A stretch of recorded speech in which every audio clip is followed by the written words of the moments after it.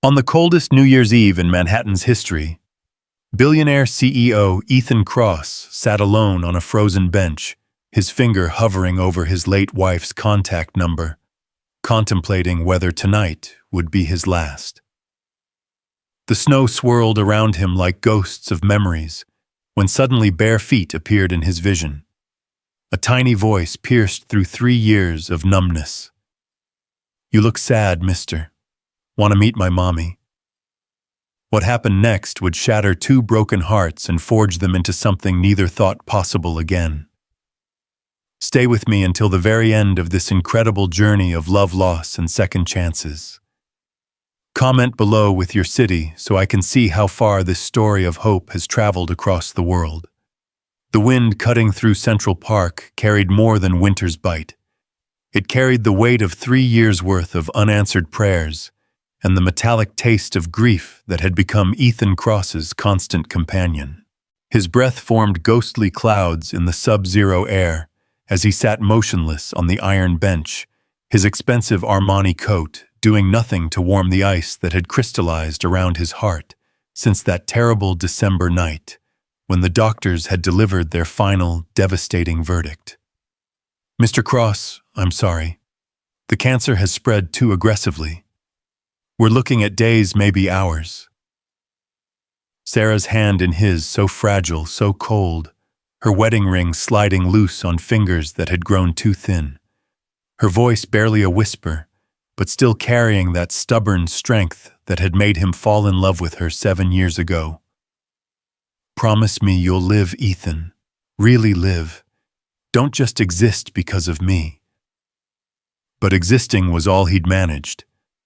36 months of mechanical breathing, of board meetings that felt like theatrical performances, of waking up each morning to the crushing realization that she was still gone. Kross Industries had never been more profitable.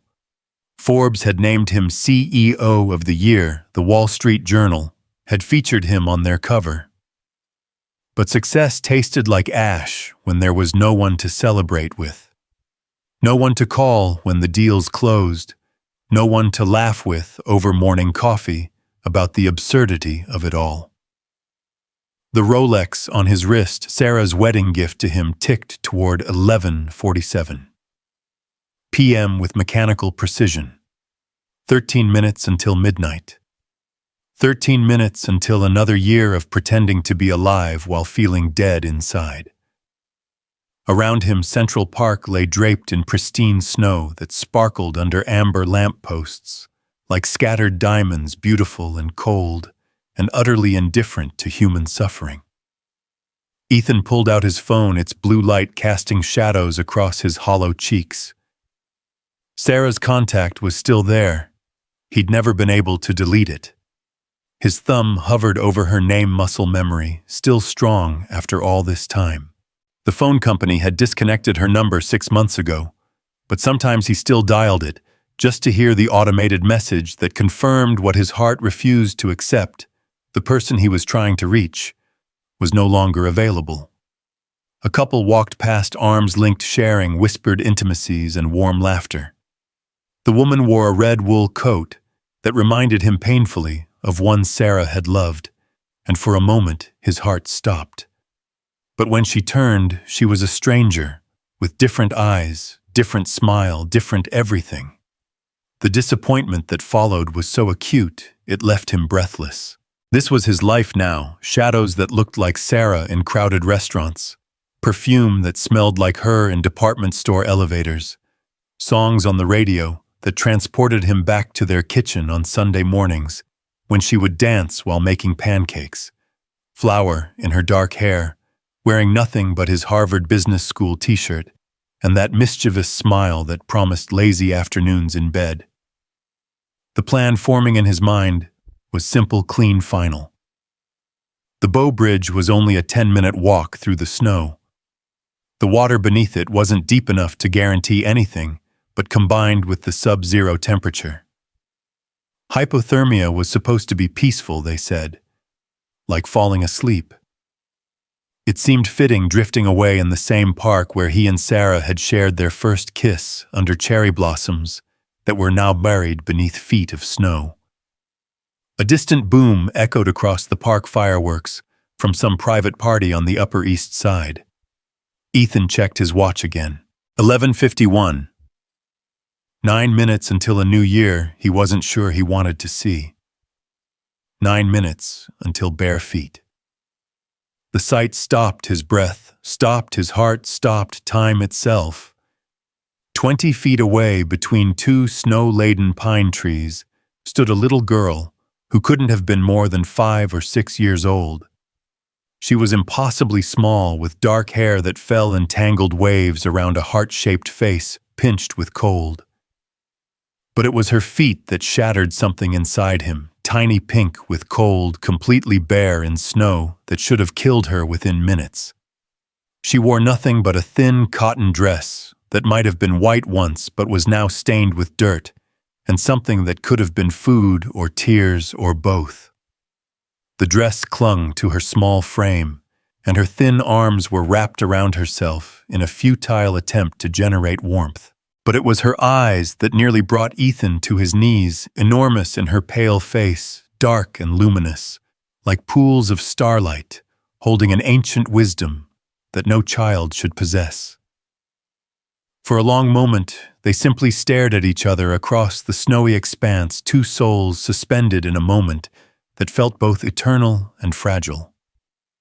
The wind continued to howl around them, but the space between them seemed insulated from the storm, protected by something Ethan couldn't name. "You look sad, mister," she said, her voice barely above a whisper, but somehow carrying clearly across the distance.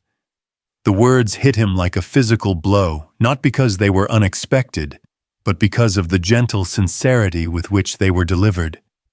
This tiny barefoot angel, clearly in desperate need of help herself, was offering comfort to a stranger. "Want to meet my mommy?"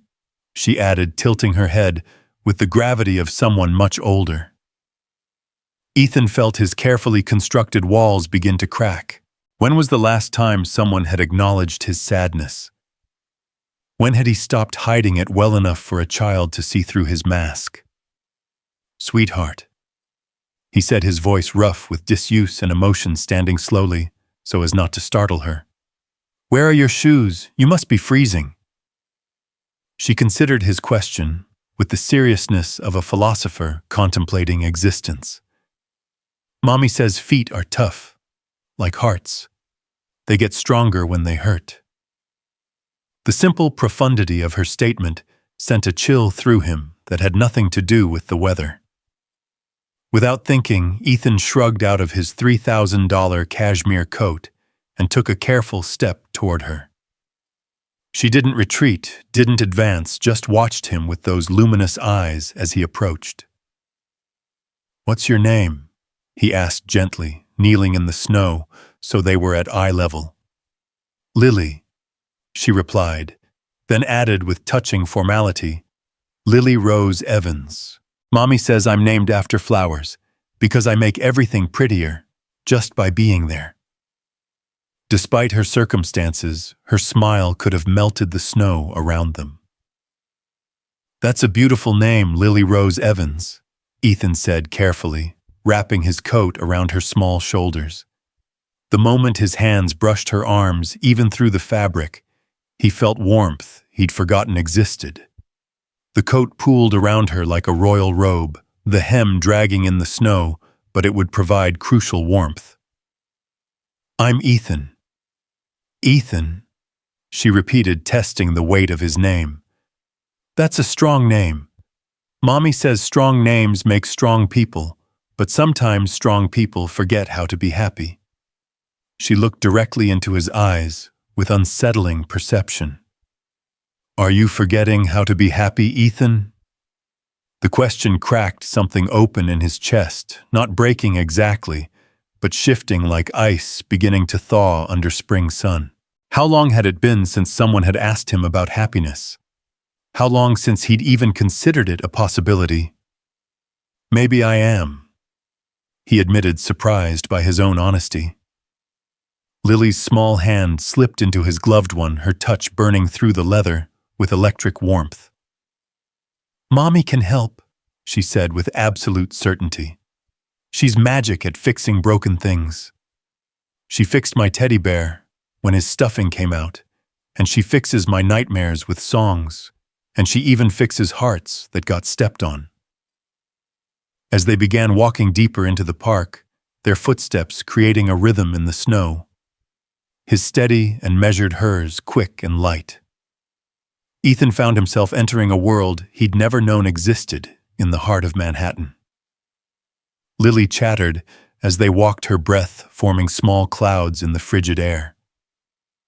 "Mommy used to work in a big white building with lots of sick people," she explained conversationally. "She made them feel better with medicines and kindness. She was the best nurse in the whole hospital, all the doctors said so. But then Daddy went to heaven, and the white building said she couldn't work there anymore because she was too sad to take care of other people." Each word was like a small knife turning in Ethan's chest. He understood now the trajectory that had brought this child and her mother from stability to survival. Job loss following grief, savings depleted by medical bills or funeral costs, the steady slide that could happen to anyone, anywhere. "But that's silly, isn't it?" Lily continued with childlike logic. "Sad people are the best at taking care of other people because they know how it feels to hurt. Mommy takes care of everyone here now, Mr. Jenkins, when his brain forgets things, and Miss Rosa when the scary dreams come, and all the other angels who lost their wings." "Angels who lost their wings?" Ethan asked, intrigued despite himself. "That's what Mommy calls everyone here," Lily explained seriously. "She says just because people can't fly anymore doesn't mean they're not still angels. They just need someone to remind them that their wings will grow back when they're ready." They passed a cluster of trees where Ethan could make out the shapes of makeshift shelters, cardboard, reinforced with plastic bags, tarps stretched between branches, the architecture of desperation hidden in plain sight. People emerged from the shadows to watch their passage, eyes wary but not hostile. Lily waved at them with unself-conscious friendliness. "That's Mr. Jenkins," she said, pointing to an elderly man with a Santa Claus beard who raised a mittened hand in return. "He used to teach children about numbers and letters, but his brain got sick and forgot how to remember things. Sometimes he thinks I'm his granddaughter Lucy, but I don't mind. Everyone needs someone to love them." The casual way this child navigated a world of homelessness and hardship spoke to adaptability that broke Ethan's heart. How long had she been living like this? How had her mother managed to preserve such innocence and optimism in circumstances that would break most adults? "And that's Miss Rosa," Lily continued, gesturing toward a woman wrapped in layers of blankets who nodded solemnly. "She makes the most beautiful music when she thinks no one is listening. She used to play in fancy places with people in pretty dresses, but her fingers got hurt and couldn't dance on the keys anymore. Now she hums instead, and it's even more beautiful because it comes from her heart." As they walked further from the manicured paths, the park became wilder, more natural. Here the homeless had carved out invisible territories, hidden from casual observers, but forming a community of survival and mutual support. Ethan began to understand that this wasn't just random desperation. It was organized, purposeful, led by someone who understood both dignity and necessity. "Mommy takes care of everyone," Lily said with fierce pride. "When people get sick, she knows which medicines to find. When they're hungry, she knows where the good food is. When they're scared, she tells them stories about tomorrow being better. She's the queen of the angels who lost their wings." The reverence in the child's voice was unmistakable. Her mother wasn't just surviving, she was leading healing, maintaining hope in a situation designed to crush it. "There she is," Lily said suddenly, tugging on his hand with excitement and pointing toward a figure bent over near a row of trash cans about 50 yards away. "There's my mommy." Even from this distance, Ethan could see the methodical way the person was searching through refuse, careful, systematic, trying to maintain dignity while doing what survival demanded. There was something graceful about her movements, purposeful and efficient, without being desperate. As they approached, the figure straightened, and Ethan felt his breath catch in his throat. The woman who turned toward them was perhaps 28 or 30, with auburn hair that caught the lamplight like burnished copper despite its obvious need for washing. Her face was heart-shaped like her daughter's, with high cheekbones and a delicate jaw that spoke of aristocratic bones beneath the surface wear of hardship. But it was her eyes that stopped him, cold sea-glass green, with flecks of gold, intelligent and alert, and holding the same ancient wisdom he'd seen in Lily's gaze.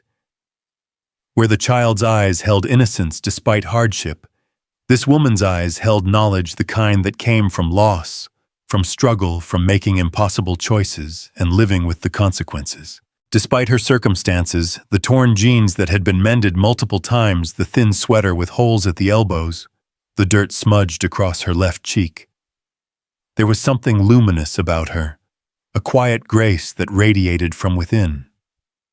She moved with the unconscious elegance of someone who had once commanded respect in boardrooms or hospital corridors, who had worn expensive clothes and made important decisions.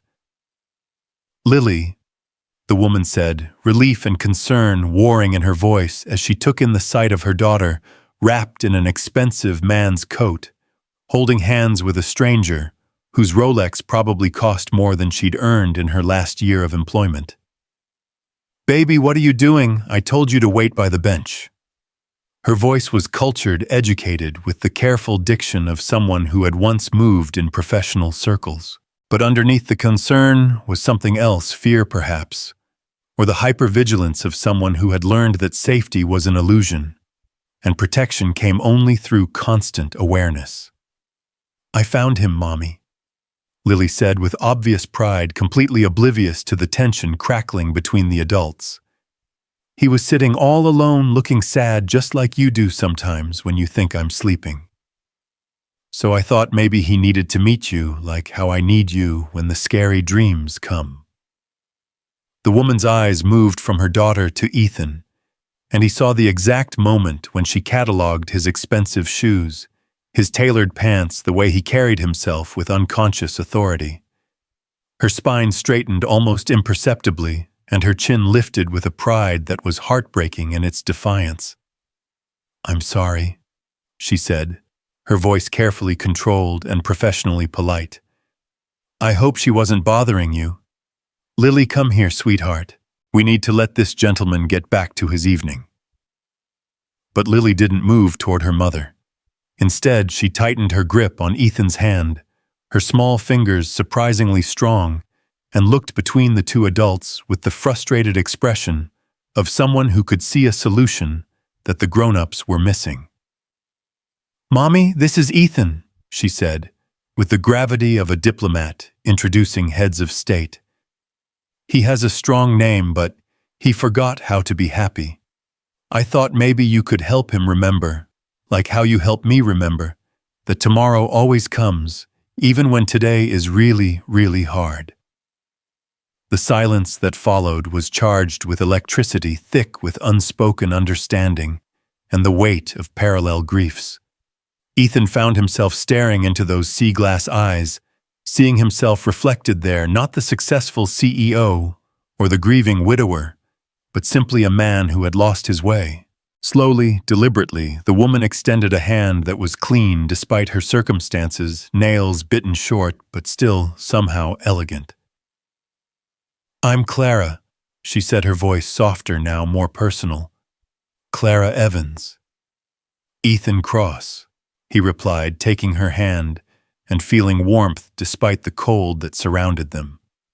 Her grip was firm, confident, the handshake of someone who had once commanded respect.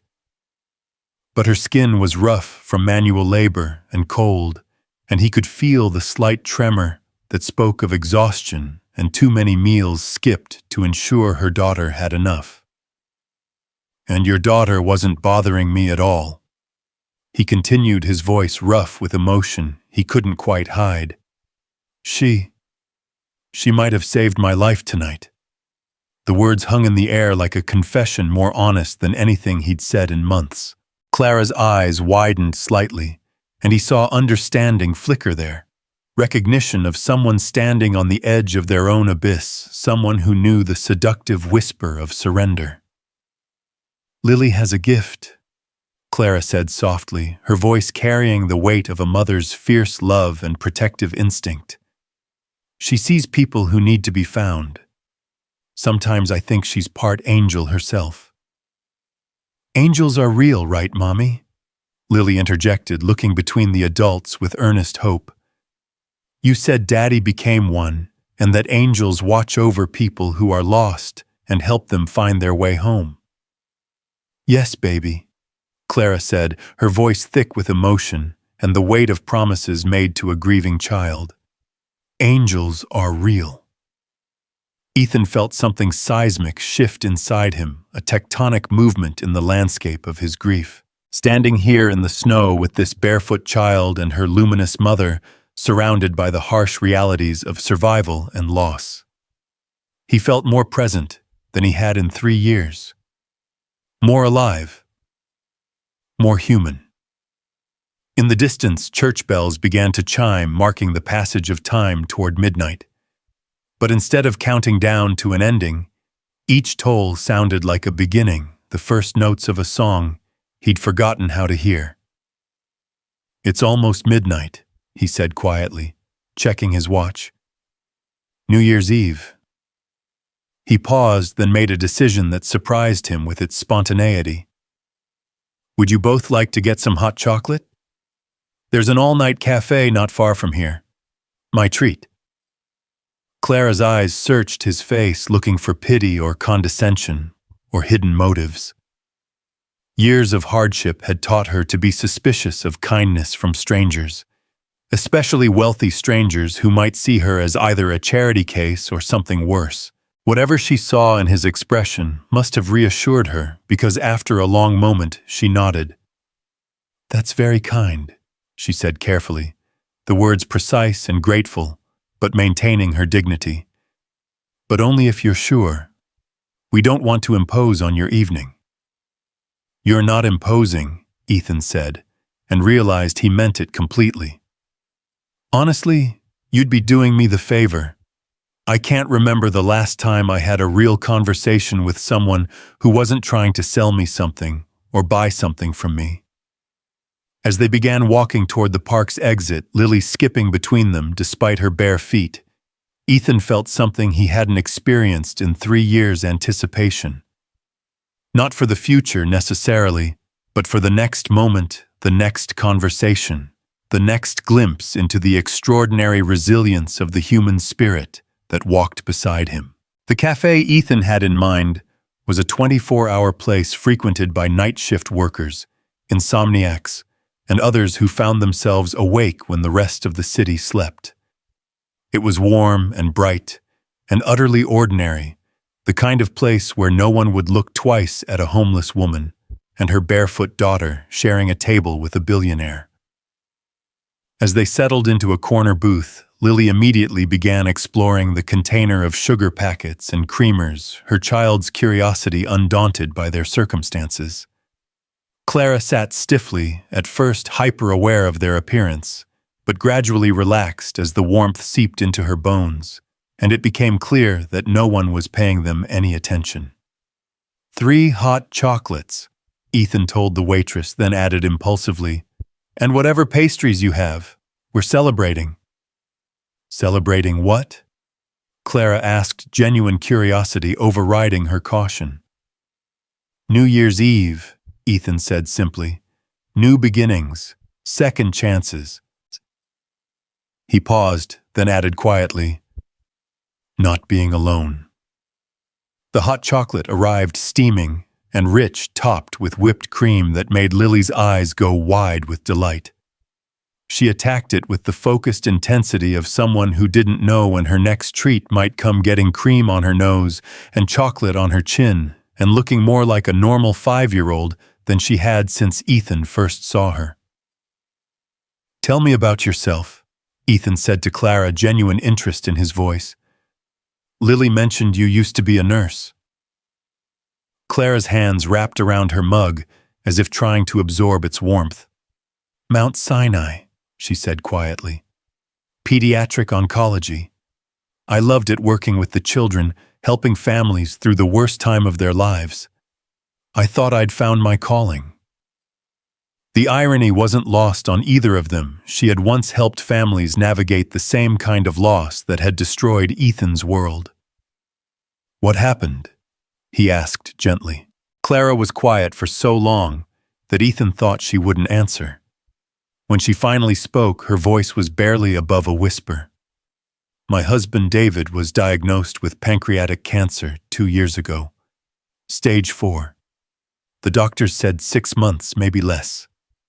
She paused, her eyes focused on something far beyond the cafe walls. I took leave to care for him, used up all our savings on treatments that didn't work.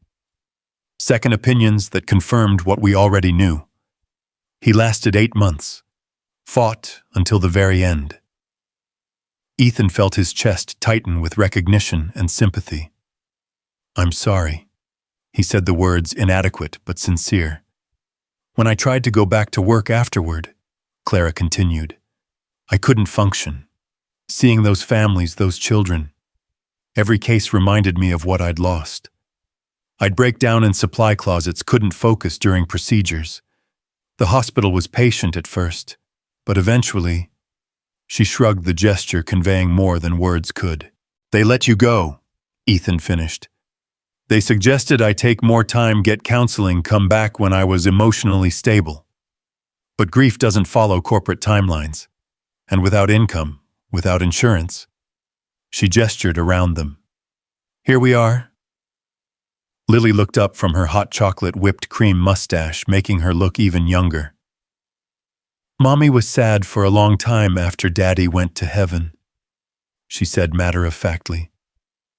But then she started taking care of all the other angels, and that made her happy again. Different happy, but still happy. Clara's eyes filled with tears she refused to let fall. Lily keeps me going, she said softly. Every day I want to give up, and every day she gives me a reason not to. You're stronger than you know, Ethan said, and meant it.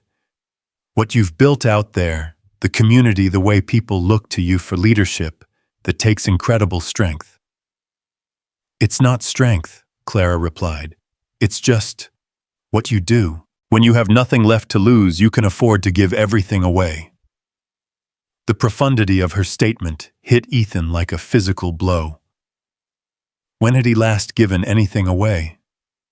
When had he last thought about anyone's needs besides his own grief? Tell me about your wife, Clara said quietly, the words catching him off guard. For a moment, Ethan couldn't speak. No one had asked him about Sarah in months. Everyone either avoided the subject or offered empty platitudes about moving on and healing. Sarah, he said finally, her name feeling strange on his tongue after so long. We met in college. She was studying literature, I was focused on business. She used to say I was too serious, that I needed someone to remind me that life was supposed to be fun. He smiled despite himself lost in memory. She had this laugh completely uninhibited, like she didn't care who heard her. And she was always cold, always stealing my sweaters and hoodies. Even in summer, she'd be wrapped up in layers while I was in t-shirts. She sounds wonderful, Clara said sincerely. She was, Ethan replied, and she was sick for almost 2 years before. He couldn't finish the sentence. I keep thinking I should be over it by now. It's been 3 years. People expect me to move on, start dating again, get back to normal. But I don't know how to be normal without her. There is no normal after, Clara said with quiet authority. There's just different. A different way of being in the world. A different way of loving. It doesn't mean you love them less, just that you love differently. Her words wrapped around him like a warm blanket, offering not false comfort, but genuine understanding. For the first time in 3 years, someone was acknowledging that his grief was valid, ongoing a part of him rather than something to be cured or overcome. "Mommy says love doesn't die," Lily added solemnly, looking between them with those ancient eyes. "It just changes shape.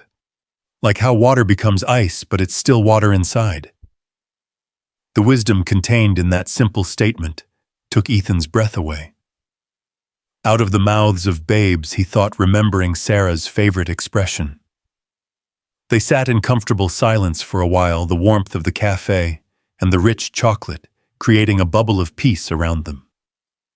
Outside, snow continued to fall, and Ethan could hear the distant sounds of celebration as midnight approached. But here, in this ordinary place with these extraordinary people, he felt something he'd thought was lost, forever hope. "What will you do now?" he asked Clara eventually. "Do you want to go back to nursing?"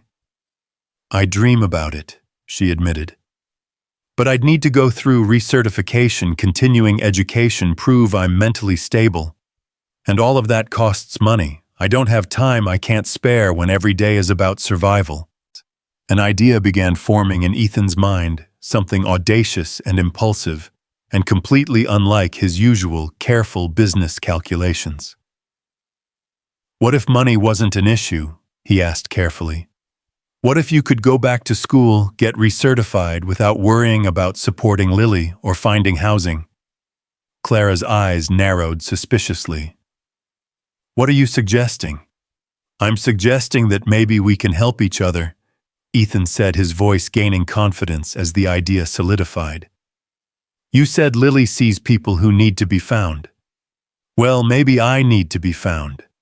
Maybe I need to remember how to be human again, how to care about something besides quarterly reports and profit margins."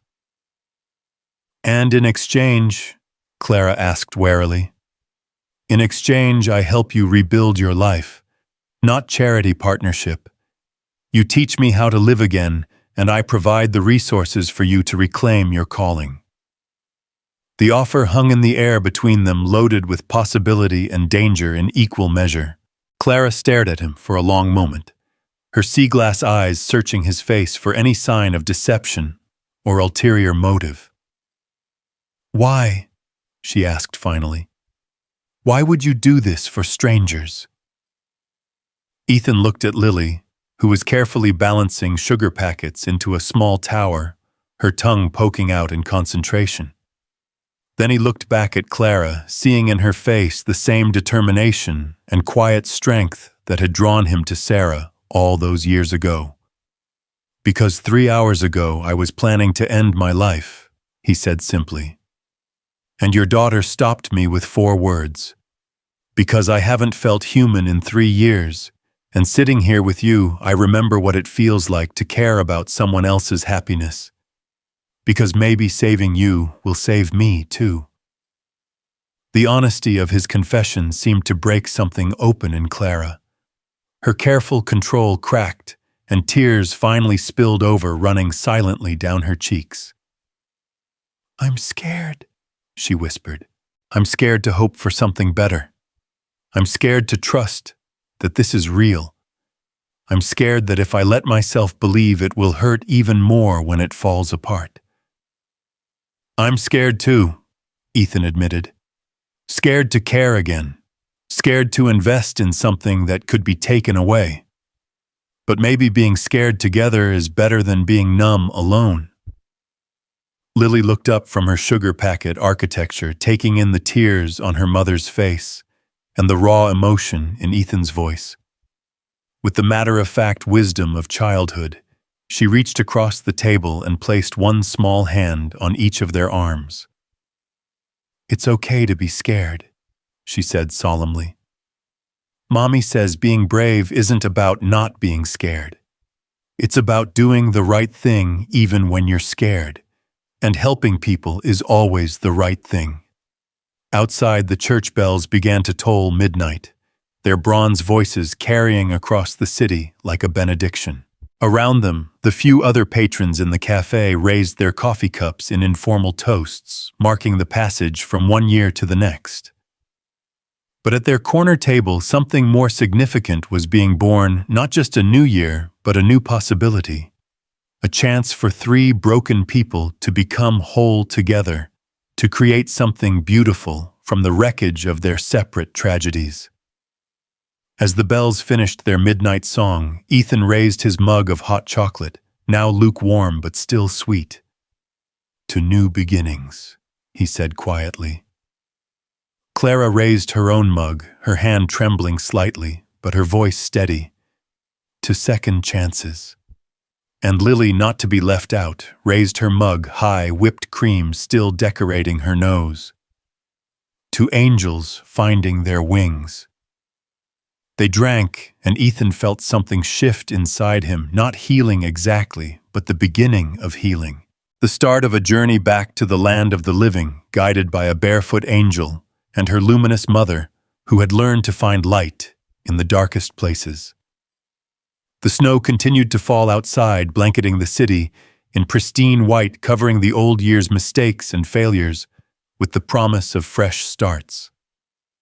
And in a small cafe filled with the warm light of possibility, three souls began the delicate work of saving each other.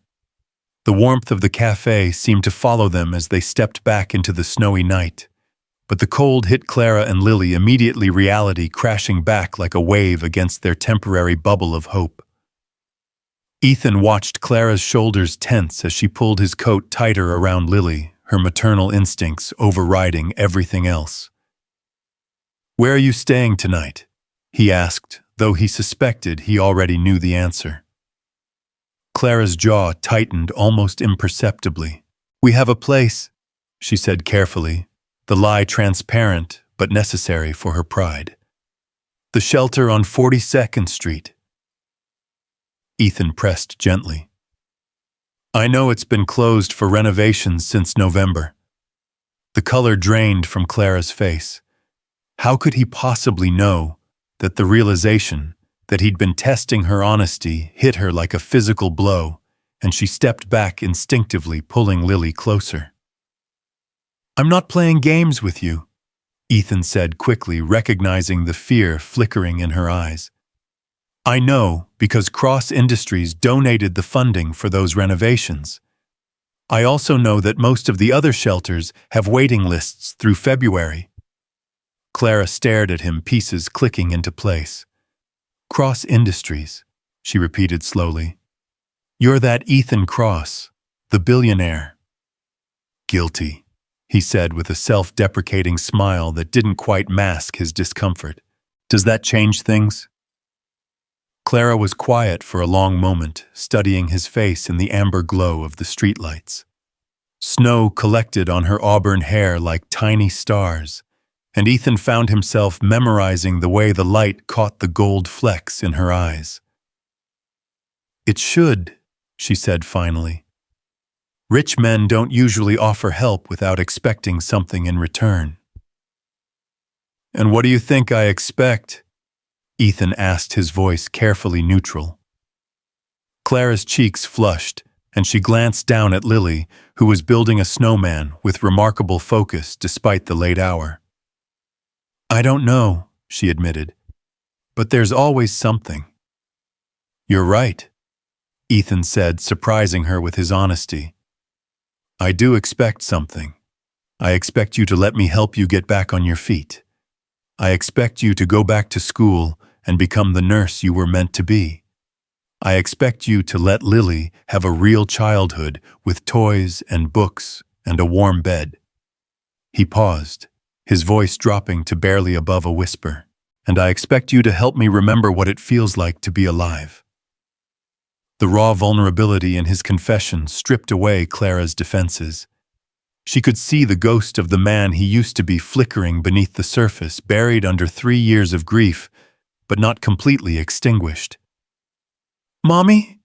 Lily interrupted, tugging on Clara's sleeve. "My feet are getting really cold now." The practical need of her daughter cut through Clara's internal debate.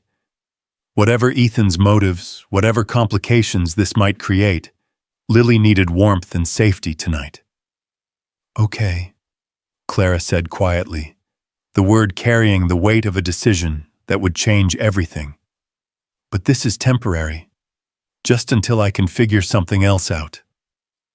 "Of course," Ethan agreed, though something in his eyes suggested he hoped temporary might become permanent.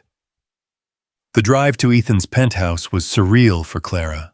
She'd ridden in expensive cars before David had been a successful architect before his illness, but the Tesla's silent luxury felt alien after months of subway rides and walking. Lily pressed her face to the window, watching the city transform from the gritty reality of street level to the gleaming towers of the Upper East Side. "Wow," Lily breathed as they pulled into the underground garage. "Do you live in a castle, Ethan?"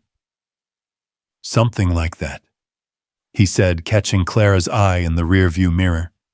Her expression was carefully blank, but he could see the wheels turning the mental calculations of just how vast the gulf between their worlds really was.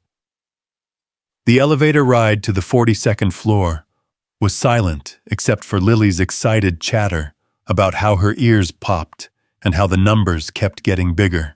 Clara stood rigid beside Ethan, acutely aware of their reflection in the polished steel doors, a homeless woman and her barefoot daughter next to a man whose watch cost more than most people made in a year.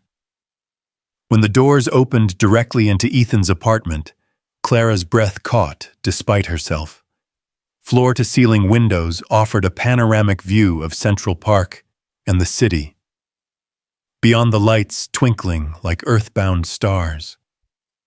The space was immaculate, minimalist, and utterly soulless expensive furniture arranged with museum-precision artwork that looked important, but cold surfaces so clean they gleamed.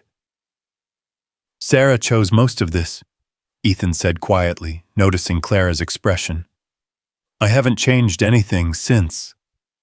He didn't need to finish. Clara could see it now, the space frozen in time, a shrine to a life that had ended. No personal touches, no signs of living, just careful preservation of what had been. "It's beautiful," Clara said diplomatically, though beautiful wasn't the right word. Impressive, yes.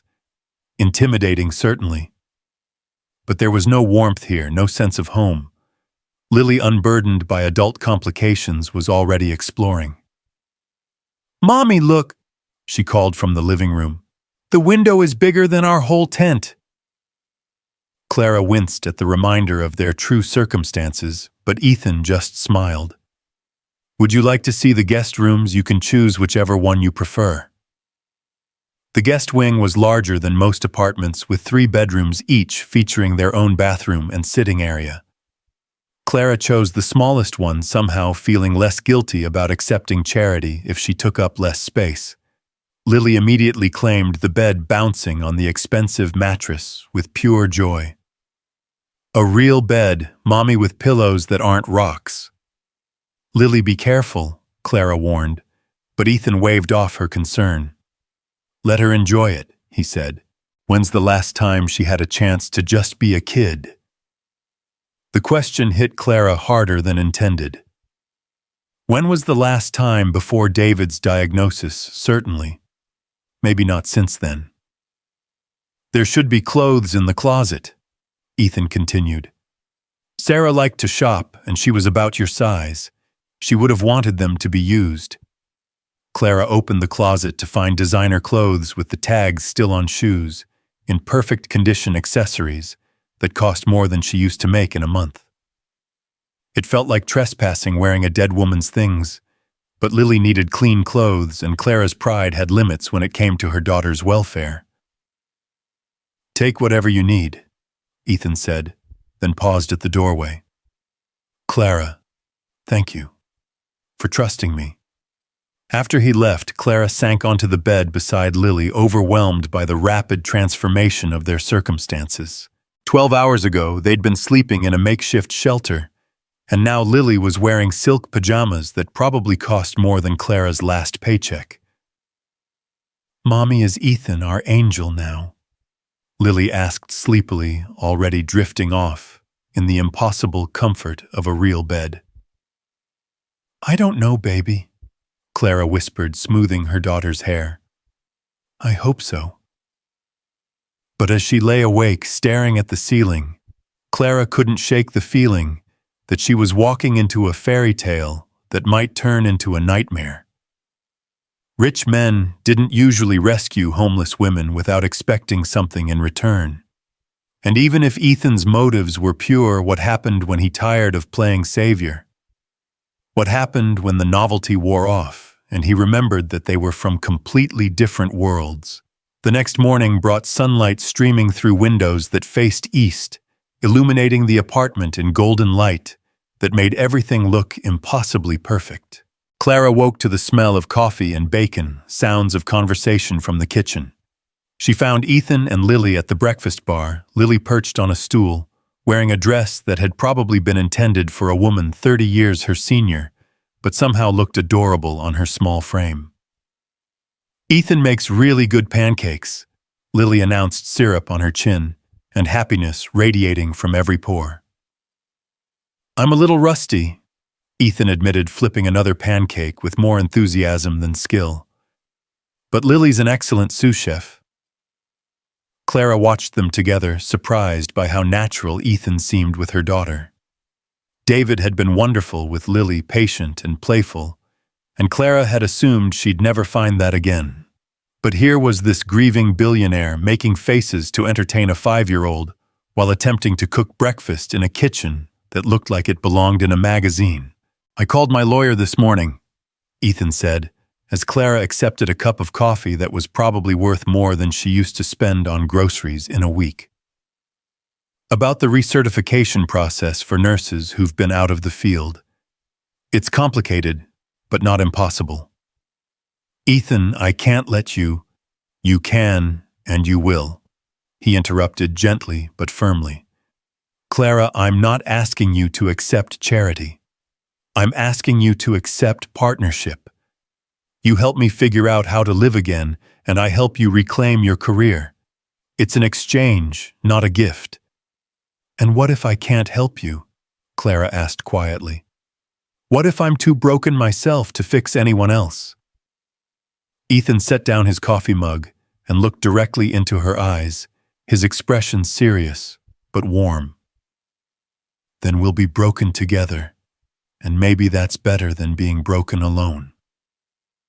The honesty in his voice made Clara's chest tighten, with something she'd thought was dead hope, fragile and terrifying, but undeniably real. Over the following days, they settled into an unlikely routine. Ethan worked from home, conducting video conferences and managing his empire from his study, while Clara explored the possibility of returning to nursing. She researched recertification programs, continuing education requirements, the complex bureaucracy of proving she was emotionally stable enough to care for patients again. Lily thrived in ways that broke Clara's heart with their obviousness. She had toys again, books, a television with channels that showed cartoons instead of news. She could take baths in a real bathtub with hot water that never ran out, and she slept through the night without waking from cold or fear. But it was the small moments that affected Clara most profoundly. Watching Ethan read to Lily before bed, his deep voice gentle as he navigated children's stories, with the same gravity he probably brought to board meetings. Seeing him help her with basic math, his patience infinite as she struggled with concepts that would come easily in a few years. Observing the way his face relaxed when Lily laughed, as if her joy was pulling him back from some dark precipice. "Tell me about your work," Clara said one evening, as they cleaned up after dinner. Lily was in the living room, building an elaborate castle with blocks Ethan had ordered online, her imagination finally free to expand beyond survival. "It's complicated," Ethan said, drying dishes with the careful attention of someone who rarely performed such mundane tasks. "We acquire struggling companies, restructure them, make them profitable again. Sometimes that means layoffs, sometimes relocation. Always difficult decisions that affect real people's lives. Do you enjoy it? Clara asked, genuinely curious. Ethan was quiet for a long moment, considering. I used to, he said finally. Before Sarah died, it felt like problem-solving, like chess on a massive scale. But now, he shrugged. Now it just feels like rearranging deck chairs on the Titanic. Moving money around, playing games that matter to shareholders, but not to anyone else. So why do it? Because I'm good at it, he said simply. And because when Sarah was sick, work was the only thing that made sense. Profit and loss, cause and effect, measurable outcomes. It was the only part of my life I could control. Clara understood that impulse, the need for control, when everything else was chaos. She'd felt it during David's illness, the way she'd organized his medications with military precision, scheduled his appointments down to the minute, created systems and routines that gave her the illusion of agency in a situation where she had none. What would you do instead? She asked. If you could do anything. Ethan looked toward the living room where Lily was narrating an elaborate story involving princesses and dragons and magical healing powers. I don't know, he admitted. I haven't thought beyond survival in so long, I'm not sure what living for something would look like. 3 weeks into their arrangement, Clara received word that she'd been accepted into an accelerated recertification program at Columbia. The call came on a Tuesday morning, while Ethan was in meetings, and Lily was at the kitchen table drawing pictures of their family, stick figures labeled Mommy Ethan and Lily standing in front of what looked like a castle. You got in, Clara said when Ethan emerged from his study, the acceptance letter clutched in her trembling hands. That's incredible, he said, genuine pleasure in his voice. When do you start? Next month. But Ethan, the program is intensive. 12 hours a day, clinical rotations, board exams. I won't be able to watch Lily, and I can't ask you to. You're not asking, he interrupted. I'm volunteering. Clara, this is what we talked about. You focus on school, I'll take care of Lily. We're partners in this. The word partners sent a flutter through Clara's chest that she tried to ignore. But it was becoming harder to pretend that her feelings for Ethan were purely grateful. She found herself watching him when he didn't know she was looking, memorizing the way his eyes crinkled, when Lily made him laugh, the unconscious grace with which he moved through the world, the rare moments when his guard dropped, and she glimpsed the man he'd been before grief changed him. Are you sure? She asked, vulnerability creeping into her voice. Taking care of a 5-year-old is a full-time job. So is running a corporation, Ethan replied with a smile. But I think I prefer the 5-year-old. She's more reasonable than most of my board members. That evening, after Lily had gone to bed, Clara found Ethan on the terrace overlooking Central Park. The February air was bitter, but he seemed oblivious to the cold, lost in thought, as he stared out at the lights of the city. Regrets? Clara asked, joining him at the railing. About what? Taking in strays, she said lightly, though her heart hammered as she waited for his answer. Ethan turned to look at her, his expression serious in the dim light. Never, he said simply. You've given me more in 3 weeks than I've had in 3 years. What's that purpose? He said. Reason to get up in the morning. Something to care about, besides quarterly earnings and stock prices. They stood in comfortable silence, watching the city breathe below them. Clara was acutely aware of Ethan's presence beside her, the warmth radiating from his body, despite the cold, the way the wind ruffled his dark hair. Clara, he said quietly, not looking at her. I need you to know that I don't expect anything from you. Physically, I mean. This arrangement isn't… I'm not… I know, she said quickly, heat flooding her cheeks. I never thought… Good, he said, But there was something in his voice that suggested the topic wasn't as simple as either of them pretended. I just wanted to be clear. But as Clara lay in bed that night, she couldn't stop thinking about the way he'd looked at her in the terrace light, the careful distance he maintained when they were alone together, the way his breath had caught when she'd accidentally brushed against him, reaching for coffee that morning. The attraction was there, humming beneath the surface of their careful friendship, but neither of them knew how to navigate it without destroying the delicate balance they'd created. The night before Clara started school, Lily couldn't sleep. She appeared in the living room where Clara and Ethan were watching a movie, her small face creased with worry. "What if you don't come back?" Lily asked, climbing onto Clara's lap with the ease of someone who'd never doubted her welcome. "Of course I'll come back," Clara said, smoothing her daughter's hair. "I'll be home every evening." "But what if the school people decide you can't be a nurse because you were sad for too long? What if they say you have to go away?" Clara's heart clenched at the very real fear in her daughter's voice. How many times had Lily's world changed without warning? How many times had the adults in her life made promises they couldn't keep? "That won't happen," Clara said firmly. "I promise."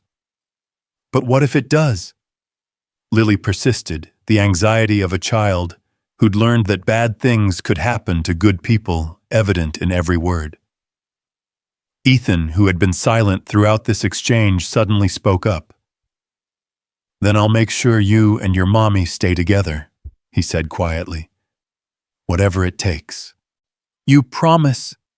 Lily asked, turning to look at him with those enormous, trusting eyes. "I promise," Ethan said, and Clara felt her heart skip at the conviction in his voice. Later, after Lily had finally fallen asleep between them, on the oversized sectional, Clara and Ethan found themselves reluctant to move, reluctant to break the peaceful spell of domestic tranquility. "You didn't have to promise her that," Clara said softly. "Yes, I did," Ethan replied, his voice rough with emotion. "Clara, you and Lily, you've become my family. I know that sounds crazy after only a month, but it's true. Whatever happens with school, whatever complications arise, I'm not letting either of you go." The words hung in the air between them, loaded with implications neither was quite ready to address. But Clara felt something shift in her chest, some last barrier finally crumbling under the weight of his unwavering support.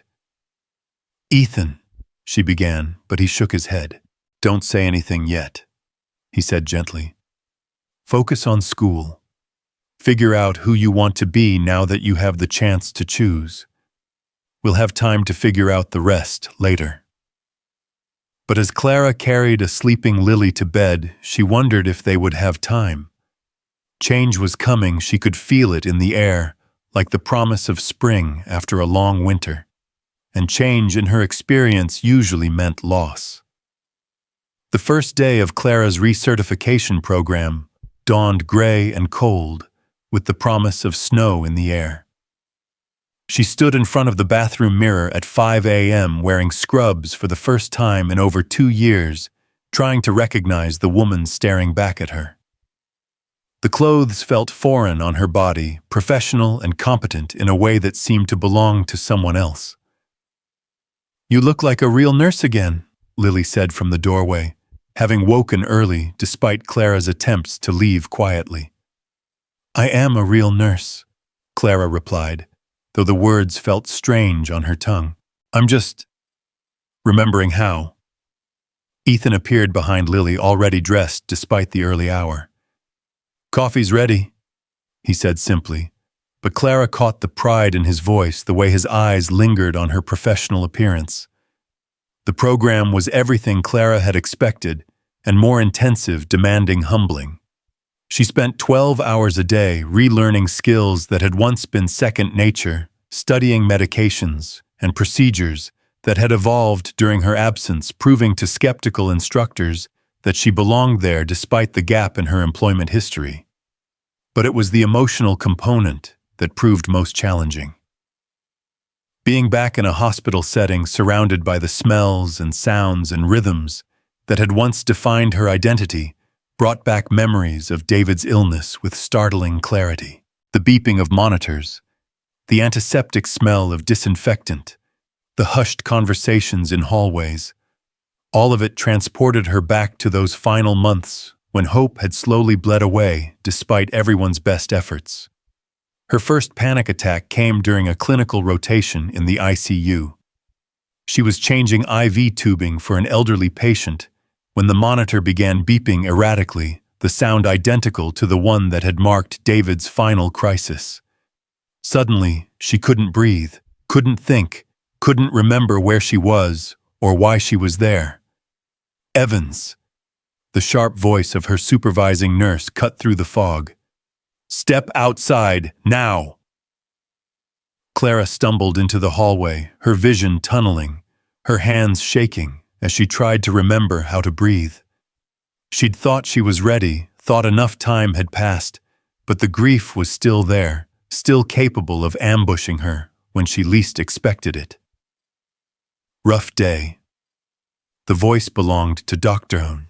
Martinez, the attending physician, who'd been observing her work. He was young, probably not much older than Clara, with kind eyes and the slightly rumpled appearance of someone who lived at the hospital. "I'm sorry." Clara managed, still struggling to steady her breathing. "I thought I could handle it, but trauma doesn't follow your timeline," Dr. Martinez finished gently. "How long were you out of nursing?" 2 years, Clara admitted. "My husband died and I couldn't cope." Dr. Martinez nodded with understanding that spoke of personal experience. "My wife was a patient here for 6 months before she died," he said quietly. "Leukemia. I still can't walk past the oncology wing without feeling like I'm going to throw up." The shared confession created an instant bond, a recognition of kindred spirits navigating the intersection of professional duty and personal loss. "Does it get easier?" Clara asked. "No," Dr. Martinez replied honestly, "but you get stronger. And eventually, the desire to help other people becomes bigger than your own pain." That evening, Clara returned to the penthouse emotionally drained, but somehow lighter. Ethan took one look at her face and wrapped her in a hug that was meant to be comforting, but somehow ignited every nerve ending in her body. She found herself leaning into his warmth, breathing in his scent, allowing herself a moment of weakness in his arms. "Rough day?" he asked, unconsciously echoing Dr. Martinez's words. "The first of many, I think," Clara replied, not pulling away despite knowing she should. "But I survived it."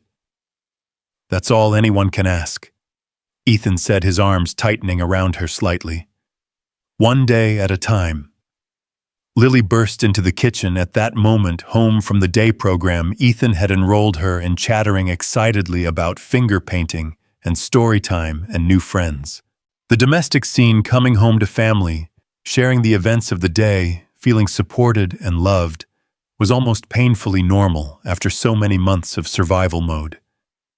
"Did you save any lives today, Mommy?" Lily asked over dinner, her small face serious with the weight of her question. "Not today," Clara replied, "but I'm learning how to again." "That's important work," Ethan said quietly, his eyes meeting Clara's across the table. "Helping people heal." The words carried weight beyond their surface meaning, and Clara felt heat rise in her cheeks. She was helping Ethan heal, she realized, just as he was helping her. But the process was creating complications neither of them had anticipated. As the weeks passed, Clara found her rhythm at school, while Ethan discovered the unique challenges and unexpected joys of caring for a 5-year-old. He hired a part-time nanny to help during his unavoidable meetings, but he insisted on handling bedtime stories, school pickups, and weekend adventures himself. "She's good for you," Clara observed one evening watching Ethan help Lily with a puzzle that was probably too advanced for her, but that she tackled with typical determination. "She's good for both of us," Ethan replied, guiding Lily's small fingers to fit a particularly tricky piece. "I'd forgotten what it felt like to be needed for something that actually mattered." "Your work matters," Clara protested. "You employ thousands of people, create value. I shuffle money around," Ethan interrupted. "Lily needs bedtime stories and help with her shoes and someone to kiss her scraped knees. That matters in a way that quarterly earnings never could." Clara watched him demonstrate the proper way to tie shoelaces, for the 100th time, his patience infinite as Lily struggled with coordination that would come naturally in another year or two. There was something deeply attractive about his gentleness with her daughter, the way he'd seamlessly adapted to the rhythms of child-rearing, despite having no previous experience. "Ethan," she began, then stopped, unsure how to articulate the emotions swirling inside her. "What?" he asked, looking up from the puzzle. "Nothing," she said quickly. "Just thank you for everything." But it wasn't nothing, and they both knew it. The careful boundaries they'd established were beginning to blur, complicated by proximity and gratitude, and something deeper that neither was quite ready to name. The moment of truth came on a rain-soaked Thursday in April, 3 months after Clara had started her recertification program. She was in the middle of her final clinical evaluation when her phone buzzed with an urgent text from Ethan. Lily's fever spiked to 104, taking her to Mount Sinai ER. Don't panic. But panic was exactly what Clara felt as she rushed through hospital corridors that had become familiar again, her heart hammering against her ribs. She found them in pediatric emergency, Lily small and pale on the examination table, while Ethan held her hand, his face a mask of controlled terror. "Mommy." Lily's weak voice cut through Clara's panic like a lifeline. "I'm here, baby," Clara said, immediately shifting into nurse mode, even as her mother's heart shattered. She assessed Lily's condition with professional detachment while her emotions screamed in the background. Flushed cheeks, labored breathing, the telltale signs of serious infection. "How long has she been like this?" Clara asked Ethan, checking Lily's pulse with steady fingers despite the chaos inside her. "She was fine this morning," Ethan said, his voice strained. "Complained of a stomachache after lunch, then by 3 o'clock she was burning up." "Clara, I'm sorry, I should have noticed sooner." "You did everything right," Clara interrupted, recognizing the guilt that came with helplessness. "Kids spike fevers fast." Dr. Martinez appeared in the doorway, and Clara felt a surge of relief at seeing a familiar face. His expression grew serious as he examined Lily, ordering blood work and a chest X-ray with the efficiency Clara remembered from her training. "Pneumonia," he confirmed an hour later, showing them the cloudy shadows on Lily's chest film. "But we caught it early. A few days of IV antibiotics and she'll be good as new." "She needs to be admitted?" Clara asked, though she already knew the answer. "Just overnight for observation," Dr. Martinez assured her. "Standard protocol for pediatric pneumonia." As they settled into Lily's hospital room, Clara found herself caught between two worlds, the professional nurse who understood the treatment plan and prognosis, and the terrified mother who saw only her child suffering. Ethan seemed equally shaken, pacing by the window, while Lily dozed fitfully under the hospital's thin blankets. "She's going to be fine," Clara said softly, as much to reassure herself as him. "I know," Ethan replied, but his hands were trembling as he adjusted Lily's covers.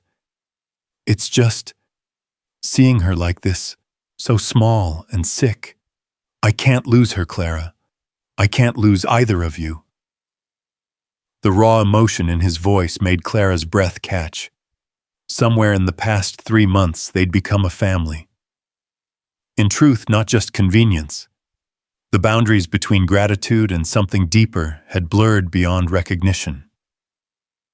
"You won't lose us," Clara said firmly, moving to stand beside him at the window.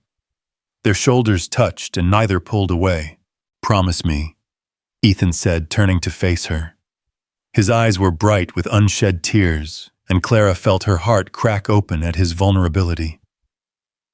"Ethan, promise me you won't disappear," he continued urgently. "When you graduate, when you get your certification back, when you don't need my help anymore, promise me you won't take Lily and leave." The desperation in his voice revealed fears Clara hadn't realized he carried. She thought of the careful distance he maintained, the way he'd insisted their arrangement was temporary, the bedroom doors that stayed firmly closed, despite the electricity that crackled between them whenever they were alone. "Where would we go?" Clara asked softly. "This is home now." Something shifted in Ethan's expression, hope flickering in his eyes like a candle flame. "Is it really?" Before Clara could answer, Lily stirred on the bed, her fever-bright eyes focusing on them with unusual clarity. "Are you and Ethan going to get married?" she asked with the blunt directness of childhood illness. Clara felt heat flood her cheeks while Ethan made a choking sound that might have been a laugh. "Lily, sweetheart, that's not... Because I think you should," Lily continued seriously. "You love each other, and Ethan loves me, and I love both of you. That's what families do, right? They love each other and stay together forever." The innocent logic was devastating in its simplicity. Clara looked at Ethan, seeing her own emotions reflected in his face: love, fear, longing, and the terrible vulnerability that came with caring deeply about someone who could be lost. "Families come in all different shapes," Clara said carefully, buying time while her heart raced. "What we have now is already perfect." "But it could be more perfect," Lily insisted with 5-year-old certainty. "With wedding cake and pretty dresses and rings that mean forever." Clara felt Ethan's gaze on her face, intense and searching. The conversation had veered into territory they'd both been carefully avoiding, but Lily's illness had stripped away their pretenses, revealing the truth they'd been dancing around for months. "We should let you rest," Clara said finally, deflecting the question she wasn't ready to answer. "The antibiotics will work better if you sleep." But as Lily drifted off again, her small hand curled around both of theirs. The weight of unspoken possibilities hung heavy in the air. That night, Clara and Ethan took turns sitting vigil by Lily's bedside. During Clara's shift at 3 a.m., she found herself studying Ethan's sleeping form in the uncomfortable hospital chair. Exhaustion had softened the lines around his eyes, and in sleep he looked younger, more like the man he must have been before grief aged him prematurely. When he woke to take the next watch, their hands brushed as they exchanged positions, and neither pulled away immediately.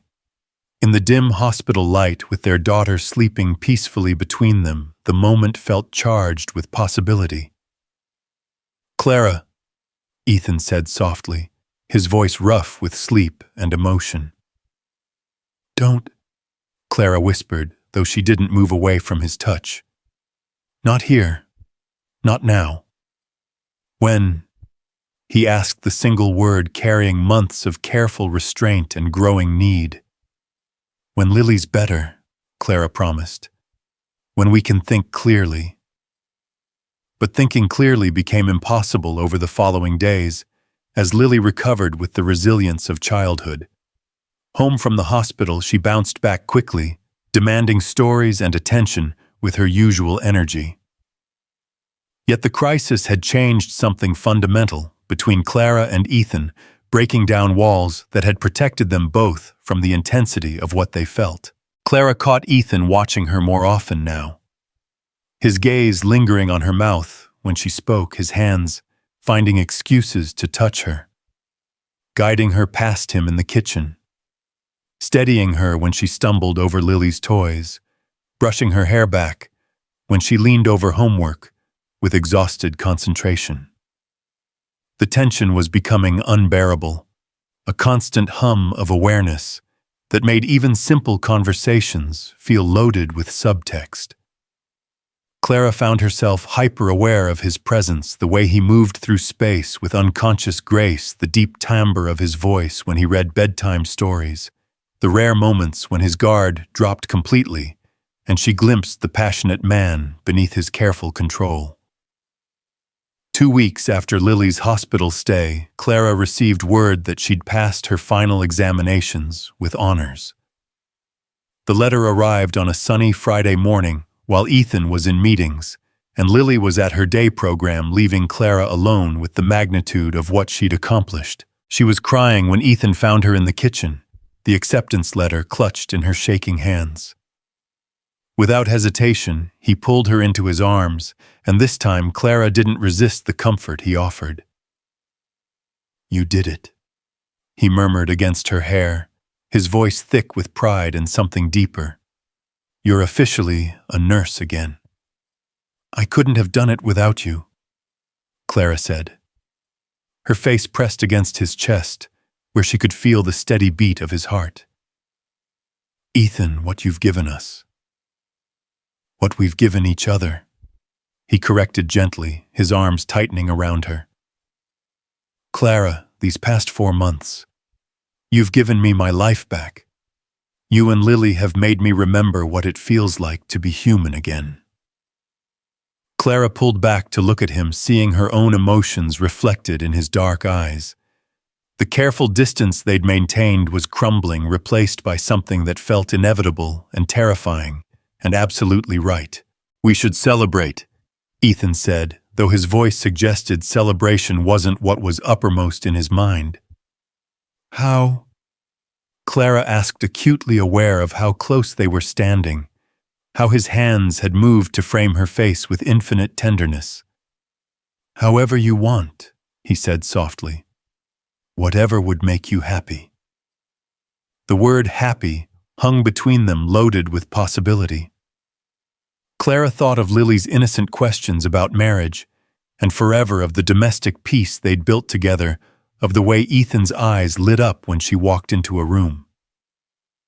"I want—" Clara began, then stopped, fear warring with desire. "Tell me," Ethan encouraged, his thumb tracing her cheekbone with achingly gentle pressure. "I want this to be real," Clara whispered, the confession torn from somewhere deep inside her. "Not gratitude or convenience or temporary arrangement. I want us to be real." Ethan's sharp intake of breath was the only sound in the kitchen for a long moment. Then he was kissing her, soft and sweet and tentative, as if she might disappear if he moved too quickly. Clara's hands fisted in his shirt, pulling him closer, years of careful restraint dissolving in the heat of finally acknowledging what had been building between them. When they broke apart, both breathing hard, Ethan rested his forehead against hers. "This is real," he said firmly.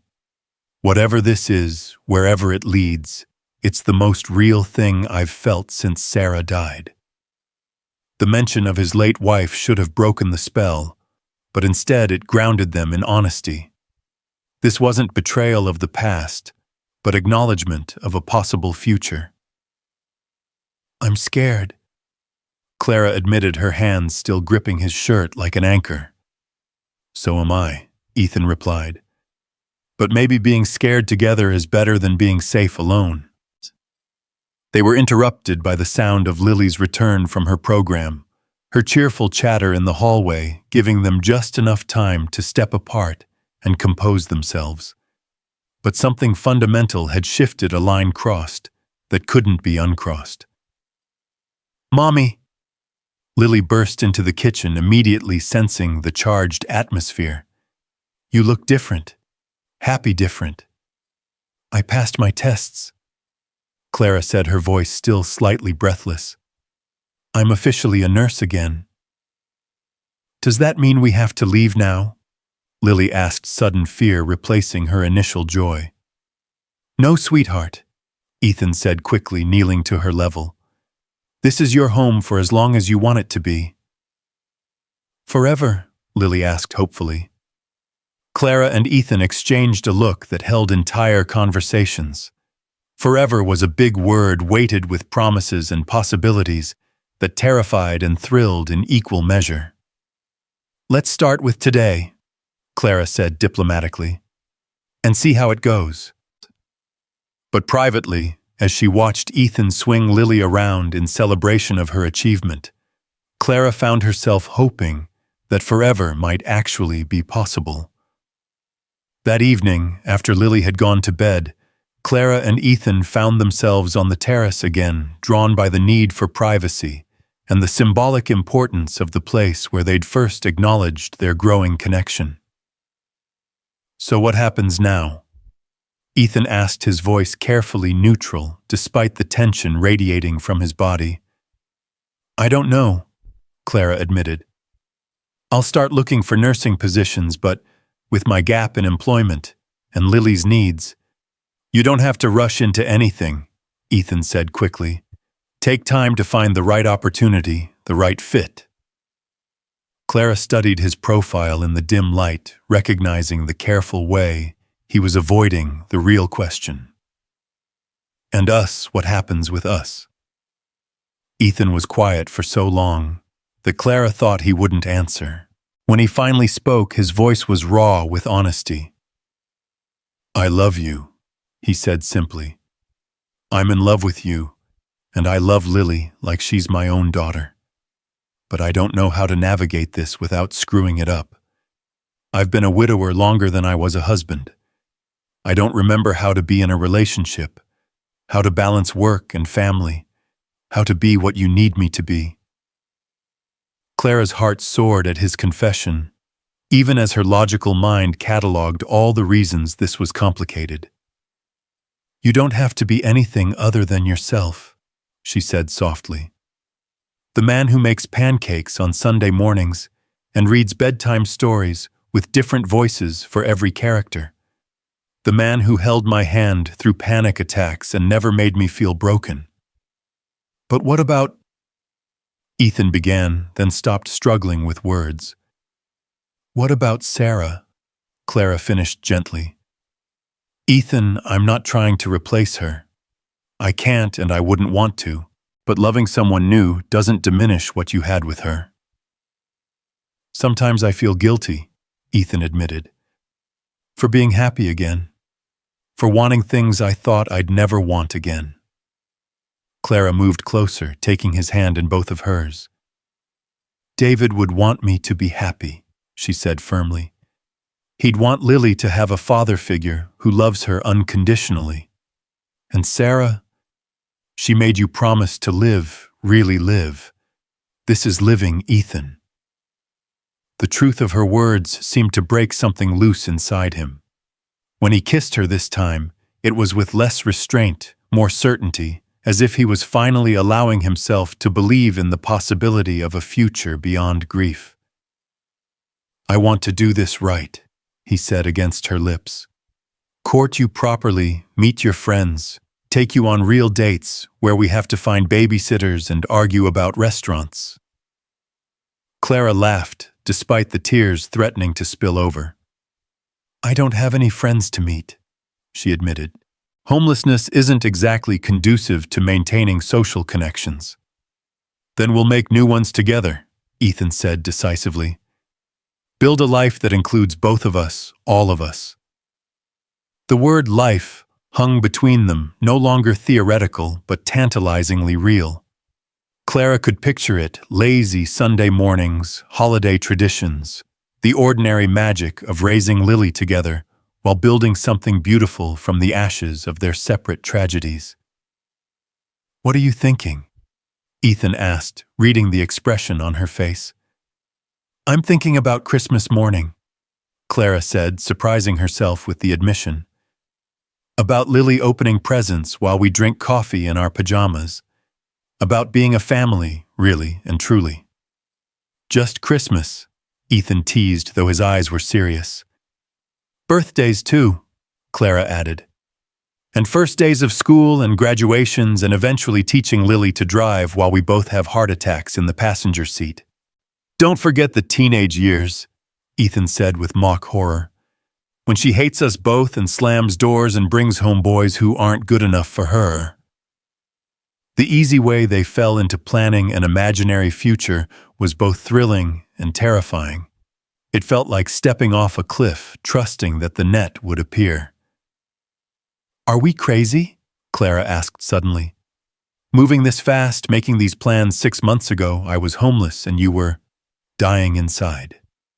Ethan finished quietly. Clara, maybe the timeline doesn't matter. Maybe when something is right, it's right, regardless of circumstances or conventional wisdom.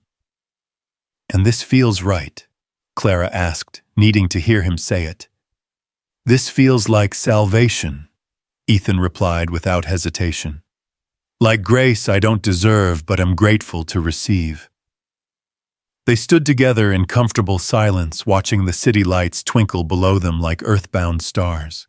The future stretched ahead, uncertain, but full of possibility, built on the foundation of love discovered in the darkest moments. There's something else we need to discuss, Clara said, eventually practical concerns intruding on romantic fantasy. What's that living arrangements? Clara said, heat flooding her cheeks. If we're really doing this building something together, then the guest room situation is complicated. Ethan finished understanding immediately. Clara, I don't want you to feel pressured. We can take this as slowly as you need. What if I don't want to take it slowly? Clara asked, surprising them both with her boldness. What if I want to wake up next to you and fall asleep in your arms and stop pretending that this is anything other than love? Ethan's intake of breath was sharp in the quiet night air. Are you sure, really sure? Instead of answering with words, Clara rose on her tiptoes and kissed him, pouring all her certainty and hope and desperate love into the connection between them. When they broke apart, both trembling with the force of emotions too long suppressed, the question seemed answered. We should probably check on Lily, Clara said breathlessly, though moving away from Ethan was the last thing she wanted to do. Probably. Ethan agreed, but neither of them moved. It was the sound of small feet pattering down the hallway that finally broke them apart. Lily appeared in the doorway to the terrace, rubbing sleepy eyes and clutching her stuffed elephant. I had a scary dream, she announced matter-of-factly. Can I sleep with you, Mommy? Clara looked at Ethan, seeing her own thoughts reflected in his expression. Soon, very soon, sleeping with Mommy would mean something different. But for tonight, they were still navigating the careful transition from separate lives to shared future. Of course, sweetheart, Clara said, scooping Lily into her arms. But just for tonight. Big girls sleep in their own beds. Tomorrow I'll be big again, Lily agreed solemnly. But tonight I want to be little and safe. As Clara carried her daughter back to the guest room, that might not be her room much longer, she felt Ethan's eyes following them, felt the weight of promises made and futures imagined. Change was coming as inevitable as sunrise, and for the first time in years, Clara found herself looking forward to whatever tomorrow might bring. The transformation that had begun with a barefoot child in the snow was nearing completion, but the most beautiful part was yet to come. Morning came with the scent of rain and the sound of Lily's laughter echoing from the kitchen, but Clara barely registered either as she stood before her bathroom mirror, trying to recognize the woman staring back at her. 6 months ago, she'd been searching through trash bins for scraps. Now she wore silk pajamas that cost more than she used to make in a week, and her reflection showed someone who looked genuinely happy for the first time in years. The happiness terrified her. Mommy, Ethan's making heart-shaped pancakes. Lily's voice called from down the hall, followed by Ethan's deeper laugh, and something that sounded suspiciously like batter hitting the floor. Clara padded toward the kitchen on bare feet, her heart doing something complicated in her chest, as she took in the domestic scene before her. Ethan stood at the stove wearing an apron that read, "Kiss the Cook," a gag gift Lily had insisted on buying during their last grocery trip, his dark hair tousled from sleep and a streak of flour across his cheek. Lily perched on her usual stool, chattering away, while she attempted to flip a pancake with more enthusiasm than skill. "That one looks like a butterfly," Lily declared, examining her misshapen creation with the pride of a master chef. "I think it's abstract art," Ethan replied seriously, catching Clara's eye with a smile that made her knees weak. "Very avant-garde." "What's avant-garde?" Lily asked, and Clara felt her chest tighten with love for this man who treated her daughter's questions with the gravity they deserved. "It means new and different," Ethan explained, helping Lily pour batter into the pan. "Like how your mommy and I are learning new ways to be a family." The casual reference to their evolving relationship sent heat spiraling through Clara's body. They'd been dancing around the physical implications of their confession for 3 days now, existing in a state of heightened awareness that made even the most innocent touches feel charged with electricity. "Morning," Clara said softly, accepting the coffee cup Ethan handed her, with fingers that trembled slightly when they brushed his. "Morning, beautiful," he replied, his voice rough with more than just sleep, and Clara felt herself blush like a teenager. "Are you going to kiss Mommy good morning?" Lily asked with the blunt curiosity of childhood. "In movies, people who love each other always kiss good morning." Clara nearly choked on her coffee while Ethan's eyes darkened with something that had nothing to do with caffeine. The question hung in the air between them, loaded with implications and the weight of an audience too young to understand the complexity of adult relationships. "In movies, lots of things happen that don't happen in real life," Clara managed, though her gaze kept drifting to Ethan's mouth.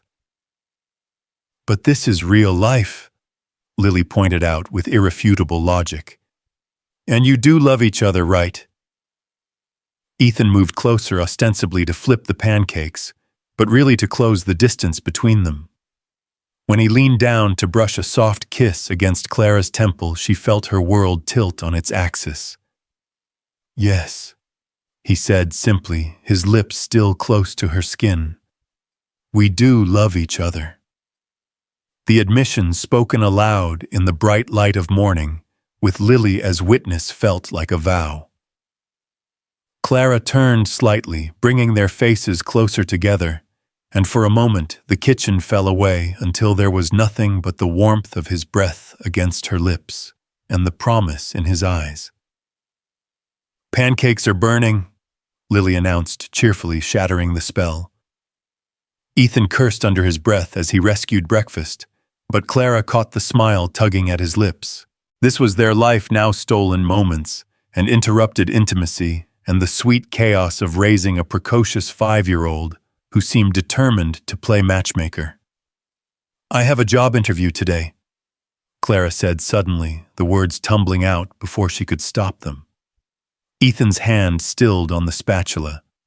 "Where?" "Mount Sinai," Clara replied, trying to read his expression. "Pediatric oncology. They called yesterday while you were in meetings." The silence that followed was deafening. Clara watched emotions flicker across Ethan's face, surprise, pride, something that might have been fear. It was Lily who broke the tension, clapping her hands with delight. "That's where Dr. Martinez works," she exclaimed. "He's really nice. He'll tell them how good you are at taking care of sick people." "When?" Ethan asked quietly, his voice carefully controlled. "This afternoon," Clara admitted. "I know we were supposed to talk about us, about what comes next, but this opportunity is exactly what you've been working toward." Ethan finished, though something in his tone suggested he was trying to convince himself as much as her. "It's perfect, Clara. It's what you deserve." But Clara heard what he didn't say, saw the careful way he was rebuilding walls she'd thought they'd torn down. Mount Sinai meant independence, meant Clara could support herself and Lily without his help. It meant their arrangement could end whenever she chose, and the fear of abandonment that lived in Ethan's heart was rearing its head despite all their conversations about forever. "Ethan," she began, but he was already moving away, busying himself with plating pancakes and avoiding her gaze. "You should go get ready," he said with forced lightness. "First impressions matter." Clara wanted to argue, wanted to force him to acknowledge what they both knew, that this job represented more than just employment. It was the first real test of whether their relationship could survive outside the protective bubble they'd created. But with Lily watching their every interaction with the keen perception of childhood, this wasn't the time for difficult conversations. "We'll talk later," Clara said quietly, making it both a promise and a demand. "Of course," Ethan replied, but his smile didn't reach his eyes.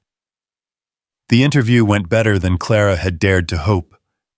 Dr. Martinez met her in the lobby with genuine warmth, and the pediatric oncology unit felt like coming home in a way that was both comforting and painful. The smells, the sounds, the organized chaos of a hospital floor, all of it awakened something in Clara that had been dormant too long. "You're overqualified for this position, Dr. Rodriguez, the head of pediatrics, said bluntly after reviewing Clara's credentials. "Harvard trained, excellent references from your previous work here. Why do you want to come back to bedside nursing instead of pursuing management or administration?" Clara thought of Lily's trust in Dr. Martinez, of the families she'd once helped navigate their darkest hours, of the sense of purpose that had sustained her through David's illness. "Because this is where the real work happens," she said simply. "Management is important, but I want to be the person holding a mother's hand when she gets bad news. I want to be the one making a scared child laugh before a procedure. I want to matter in the most immediate, direct way possible." Dr. Rodriguez nodded slowly, understanding flickering in her eyes. "And your gap in employment? How do we know you won't have another emotional breakdown?" The question was harsh but fair, and Clara had been preparing for it since she started her recertification program. "Because I've learned the difference between professional grief and personal grief," she replied. "I'll always carry David's loss with me, but I've also learned that helping other families doesn't diminish my own pain. It gives it meaning." 2 hours later, Clara walked out of Mount Sinai with a job offer and a start date 3 weeks away. The salary was modest compared to what she'd made before David's illness, but it would be enough to support herself and Lily independently. Financial independence meant choices, meant the power to decide her own future without the complications of gratitude or obligation. It should have felt like victory. Instead, it felt like the beginning of the end. Ethan was waiting when she returned to the penthouse, pacing the living room with barely contained energy. Lily was nowhere to be seen, presumably napping or playing in her room, leaving them alone for the first time since their confession on the terrace. "How did it go?" he asked, though his expression suggested he already knew the answer. "I got the job," Clara said quietly, watching his face carefully. "They want me to start in 3 weeks." Ethan's smile was brilliant and hollow. "That's incredible, Clara. I'm so proud of you." "Are you?" Clara asked, stepping closer despite the tension radiating from his body. "Because you look like you're preparing for a funeral." "Don't be ridiculous," Ethan said, but his voice lacked conviction. "This is what we wanted, what we've been working toward. You're independent now, self-sufficient. You don't need you," Clara finished when he couldn't. "I don't need you anymore." The words hung between them like a blade cutting through the careful pretenses they'd maintained. Ethan's face went carefully blank, the expression she recognized from board meetings and business negotiations, professional, distant, untouchable. That's not what I meant, he said, but they both knew it was exactly what he meant. Isn't it? Clara challenged, anger rising to mask her hurt. You're already pulling away, already preparing for me to leave, just like you assume everyone will leave. People do leave, Ethan said flatly. They get sick, they die, they find better opportunities, they realize they don't need you anymore. It's the one constant in life. Sarah didn't leave, Clara said gently, recognizing the source of his fear. She was taken from you. There's a difference. The end result is the same, Ethan replied, his voice cracking slightly. The person you love is gone and you're alone again. Clara felt her heart break for this man who'd given her everything, but couldn't believe he deserved anything in return. She crossed the remaining distance between them, reaching up to frame his face with her hands, despite his attempt to turn away. Look at me, she demanded, waiting until his dark eyes met hers. I'm not going anywhere. This job doesn't change that. It changes everything, Ethan said quietly. You'll have your own income, your own life. You won't need to stay here anymore. You and Lily can get your own place, start fresh without the complications of... Of what? Clara interrupted. Of loving you, of being loved by you, of having found something beautiful in the middle of the worst thing that ever happened to us. Of being obligated to a man who saved you when you had nowhere else to go. Ethan finished, his voice barely above a whisper. The words revealed the depth of his insecurity, the fear that had been eating at him since the moment he'd offered to help her. In his mind, their entire relationship was built on gratitude and necessity, not genuine feeling. The thought that she might stay out of obligation rather than love was destroying him from the inside. You're an idiot, Clara said with fierce tenderness. A brilliant, generous, utterly idiotic man who can't see what's right in front of him. Before Ethan could respond, Clara kissed him with all the desperation and love and frustration she felt. This wasn't the gentle, tentative kisses they'd shared before. This was claiming, demanding, a woman fighting for the man she loved, despite his determination to push her away. Ethan resisted for approximately 3 seconds before his carefully constructed walls crumbled. His arms came around her with bruising intensity, pulling her against him, as if he could somehow absorb her into himself, make it impossible for her to leave. The kiss deepened, became something hungry and desperate, and full of all the words neither of them knew how to say. When they finally broke apart, both breathing hard, Clara rested her forehead against his chest and felt the rapid hammering of his heart. I love you, she said simply. Not because you saved me, not because I owe you anything, but because you make heart-shaped pancakes for my daughter, and read bedtime stories with different voices, and hold me when I have nightmares about losing her. I love you because you see me, really see me, not as a charity case or a project, but as a woman worthy of love. Clara, Ethan began, but she placed her fingers over his lips. I'm not finished, she said firmly. I love the way you laugh at Lily's terrible jokes, and the way you worry about things that are completely outside your control. I love that you've built a fortune, but still tip the coffee shop barista $20 because you remember what it's like to need kindness. I love that you're brave enough to love again, even though loss nearly destroyed you the first time.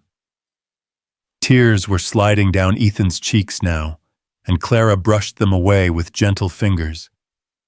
Taking this job isn't about leaving you, she continued. It's about becoming whole enough to choose you freely without any question of obligation or gratitude. Don't you see, I want to be with you because I want to be with you, not because I need to be. But what if, Ethan started. What if nothing, Clara interrupted. What if we stop letting fear make our decisions? What if we trust that what we've built is strong enough to survive independence and success and all the normal complications of real life?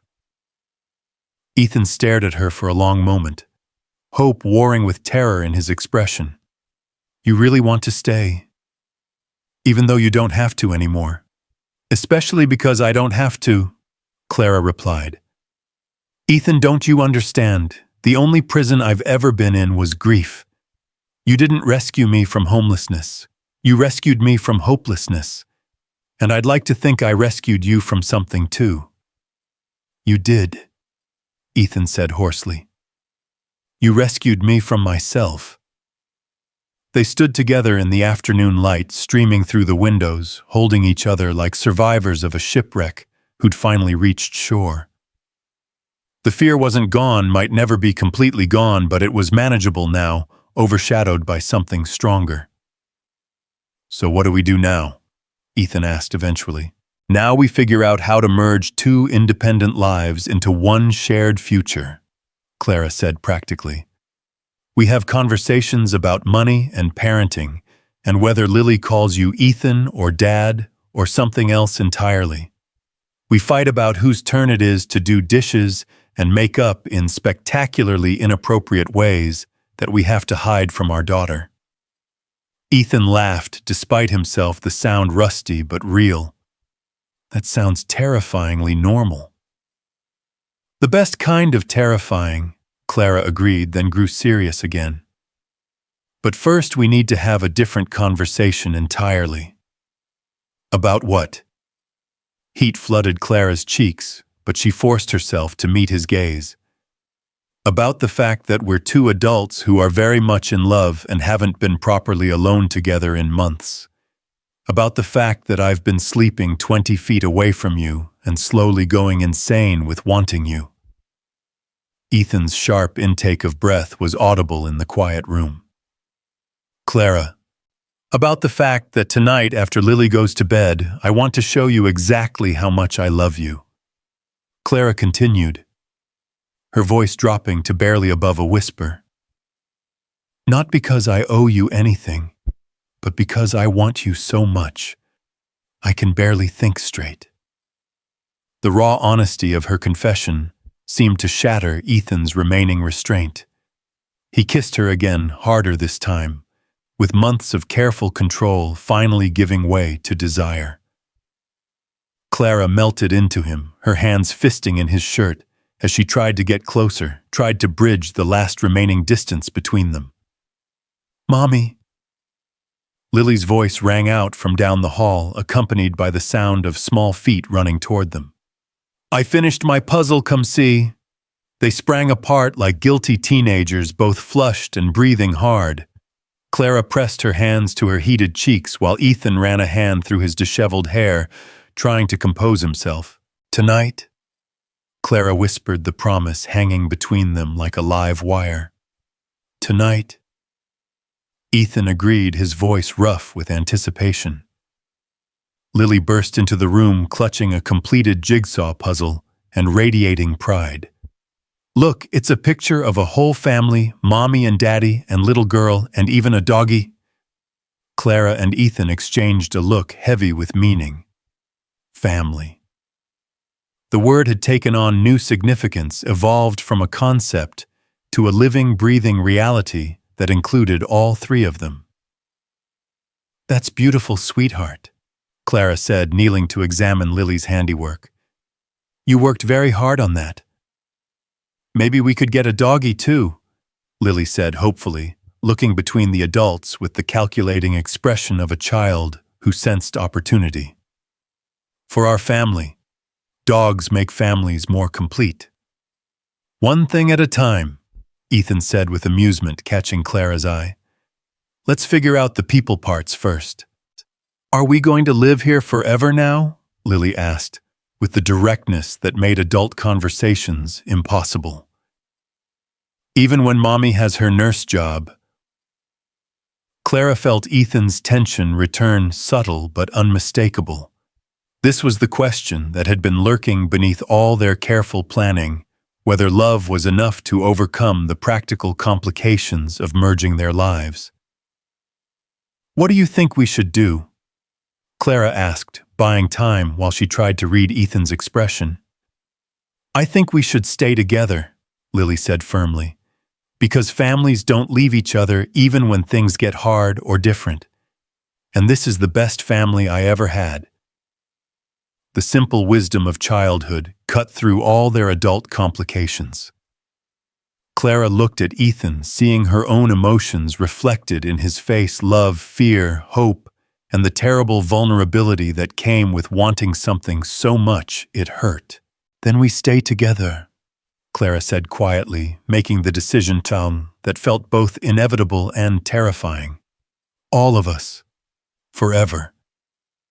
Ethan's smile was brilliant and shaky and full of wonder, as if he couldn't quite believe their fairy tale was real. Forever, he repeated, testing the weight of the word. Forever, Lily agreed cheerfully, apparently satisfied that the adults had finally caught up to what she'd known all along. As they sat together on the floor, helping Lily frame her puzzle for hanging, Clara felt the last pieces of her old life click into place. The woman who'd searched through trash bins for survival was gone, replaced by someone who could choose love freely and fight for it fiercely. The man who'd contemplated ending his life on a frozen bench had found his way back to the land of the living, guided by a barefoot angel and her luminous mother. Tonight would bring new beginnings, the physical consummation of emotional promises already made. Tomorrow would bring the practical challenges of merging lives and careers and dreams. But this moment, this perfect, ordinary, extraordinary moment of being a family, was worth every risk they'd taken to get here. The snow had long since melted from Central Park, replaced by the green promise of spring. But the miracle that had begun on that frozen New Year's Eve was just beginning to bloom. The hours between dinner and Lily's bedtime stretched like an eternity, charged with anticipation that made even the most mundane activities feel electric. Clara found herself hyper-aware of every movement Ethan made, the way his fingers traced the rim of his wine glass during dinner, the careful distance he maintained when helping clear the table, the heat in his eyes when he thought she wasn't looking. Lily, oblivious to the undercurrents swirling around her, chattered through bath time about her day, her plans for tomorrow, and whether they could paint her bedroom walls purple with silver stars. Clara responded appropriately, while her mind wandered to what would happen after the lights went out, after the apartment grew quiet, after months of careful restraint finally gave way to desire. "Will you read me the princess story tonight?" Lily asked as Clara tucked her into bed, her small face serious in the lamplight. "The one where she saves herself." "Of course, sweetheart," Clara said, settling beside her daughter, with the well-worn book that had become their nightly ritual. But tonight, the familiar words took on new meaning as she read about a princess who learned that love wasn't about being rescued, but about choosing to be brave enough to let someone love you in return. "Mommy," Lily said sleepily as Clara finished the story, "are you going to marry Ethan?" The question, asked with the casual directness of childhood, made Clara's breath catch. Marriage seemed both impossibly distant and tantalizingly close, a bridge they hadn't yet discussed crossing, but that seemed inevitable nonetheless. "Would you like that?" Clara asked carefully, smoothing Lily's dark hair away from her face. "Yes," Lily said without hesitation. "Because then we'd be a real family forever, with rings and everything. And maybe I could be the flower girl and wear a pretty dress." Clara's chest tightened with love for this child who'd been forced to grow up too fast, but still believed in fairy tale endings. "Maybe," she said softly, "but right now we're already a real family. The rings would just be jewelry." "But pretty jewelry," Lily pointed out with 5-year-old logic, making Clara laugh despite the emotion threatening to overwhelm her. "Very pretty jewelry," Clara agreed, kissing her daughter's forehead. "Now sleep, baby. Tomorrow's a big day." "Every day is big now," Lily said, with the wisdom that sometimes emerged from her young mouth like prophecy. ever since we found Ethan in the snow." As Clara turned off the light and closed the door, Lily's words echoed in her mind. Every day was big now, full of possibility and hope, and the beautiful complexity of building a life with someone who'd started as a stranger and become everything. She found Ethan in the living room, standing by the floor-to-ceiling windows that overlooked Central Park. The lights of the city sparkled below them like earthbound stars, and for a moment, Clara was transported back to that first night when they'd stood on the terrace and begun to imagine a future together. "She's asleep?" Ethan asked without turning around, his voice carefully controlled. "Finally," Clara replied, moving to stand beside him. "She wants to know when we're getting married so she can be the flower girl." Ethan's sharp intake of breath was audible in the quiet room. "And what did you tell her?" "That we're already a real family," Clara said, then added quietly. "But she makes a good point about the pretty jewelry." Ethan turned to look at her, then his dark eyes intense in the lamplight. "Clara, I know we haven't talked about marriage," Clara said quickly, suddenly nervous. "I know it's complicated and maybe too soon, and there are legal implications and financial considerations."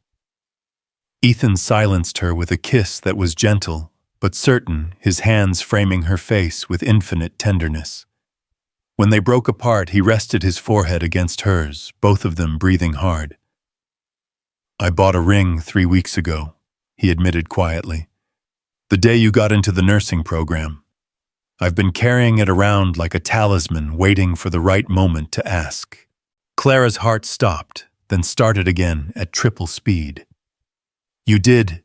I did," Ethan confirmed, reaching into his pocket to produce a small velvet box that made Clara's vision blur with tears. "I know it's fast. I know we've only been together for months. But Clara, I don't want to waste any more time pretending that what we have isn't permanent." He dropped to one knee, right there in the living room. No elaborate planning or romantic setting, just two people who'd found each other in the darkness and chosen to step into the light together. "Clara Evans," Ethan said, his voice rough with emotion. "Will you marry me? Will you let me love you and Lily for the rest of my life? Will you help me remember what it means to be alive?" The ring was perfect, a classic solitaire that caught the city lights and threw them back in brilliant sparkles. But it was the expression on Ethan's face that stole Clara's breath, the vulnerability and hope and desperate love that made him more beautiful than any piece of jewelry could ever be. "Yes," Clara whispered, then louder, "Yes, of course, yes." Ethan's hands shook as he slipped the ring onto her finger, and Clara marveled at how something so small could feel so momentous. The weight of it was nothing compared to the weight of the promise it represented forever together through whatever came next. "I love you," Ethan said, rising to pull her into his arms. "I love you so much, it terrifies me." "Good," Clara replied, her voice thick with tears and laughter. "Love should be terrifying. It should be the most important, most beautiful, most absolutely terrifying thing in your life." They kissed again, and this time there was no hesitation, no careful boundaries or whispered restraint. This was claiming and promising, and the beginning of something that would last long after the engagement ring lost its novelty and wedding planning gave way to everyday life. "We should tell Lily in the morning," Clara said breathlessly when they finally broke apart. "She's going to lose her mind," Ethan predicted with a smile that transformed his entire face. "I hope you're prepared for months of wedding planning from a 5-year-old perspective. Purple and silver with unicorns, and probably a cake that's taller than she is." Clara agreed, already imagining her daughter's reaction to the news. "I can't wait," Ethan said, and Clara could see that he meant it completely. This man who'd once contemplated ending his life was now eagerly anticipating the chaos and joy that came with making a precocious child's wedding dreams come true. The thought sobered Clara, reminding her of how far they'd both traveled from that frozen bench in Central Park. "Ethan," she said seriously, "are you sure about this?" "About all of it. Marriage and instant fatherhood and dealing with my baggage and—" "Clara," Ethan interrupted gently. "My baggage probably outweighs yours by several tons. We're both damaged people who've learned to love again, despite having every reason not to. That doesn't make us poor candidates for marriage, it makes us survivors who've earned the right to be happy." The truth of his words settled into Clara's bones, replacing fear with something that felt suspiciously like peace. They were survivors, both of them, and they'd found strength in each other that neither possessed alone. "So what happens now?" Clara asked, though the heat in Ethan's eyes suggested she already knew the answer. "Now," Ethan said, his voice dropping to the rough whisper that made her knees weak, "I take my fiancée to bed and show her exactly how much I love her." The word fiancé sent a thrill through Clara that was both emotional and physical. She was engaged to Ethan Cross, the man who'd become her salvation and her partner, and now impossibly would become her husband. "Yes," she said simply, taking his offered hand and allowing him to lead her toward the master bedroom. She'd never entered the sanctuary that had been exclusively his until tonight. The room was masculine, but not austere, decorated in shades of navy and gray, with touches of warmth that spoke of Sarah's influence. Clara felt a moment's hesitation. This had been their space, his and Sarah's, filled with memories she couldn't compete with and didn't want to erase. "Clara," Ethan said softly, reading her expression with the accuracy that came from months of learning each other's emotional landscape. "Sarah's been gone for 3 years. This room, it's just a room now. It's time for it to be ours." He was right, Clara realized. The space felt neutral, ready for new memories and new love. Sarah's ghost had been laid to rest, not through forgetting, but through Ethan's healing, through his willingness to love again without guilt or apology. "Ours," Clara repeated, testing the weight of the word. "I like the sound of that." Ethan's kiss was her answer, soft and reverent and full of promise. They undressed each other slowly, mapping skin that had been hidden for months beneath careful layers of propriety. Clara had worried that her body would feel foreign after so long, that desire might have been another casualty of grief and hardship. But Ethan's touch awakened something that had been sleeping, not dead, and she found herself responding with an intensity that surprised them both. "Beautiful," Ethan whispered against her throat, his hands worshipful as they traced her curves. "So incredibly beautiful." Clara wanted to protest. She was too thin from months of poor nutrition marked by stress and childbirth, and the inevitable changes that came with 30 years of living. But the reverence in Ethan's touch made her feel like art, like something precious and perfect, and worthy of adoration.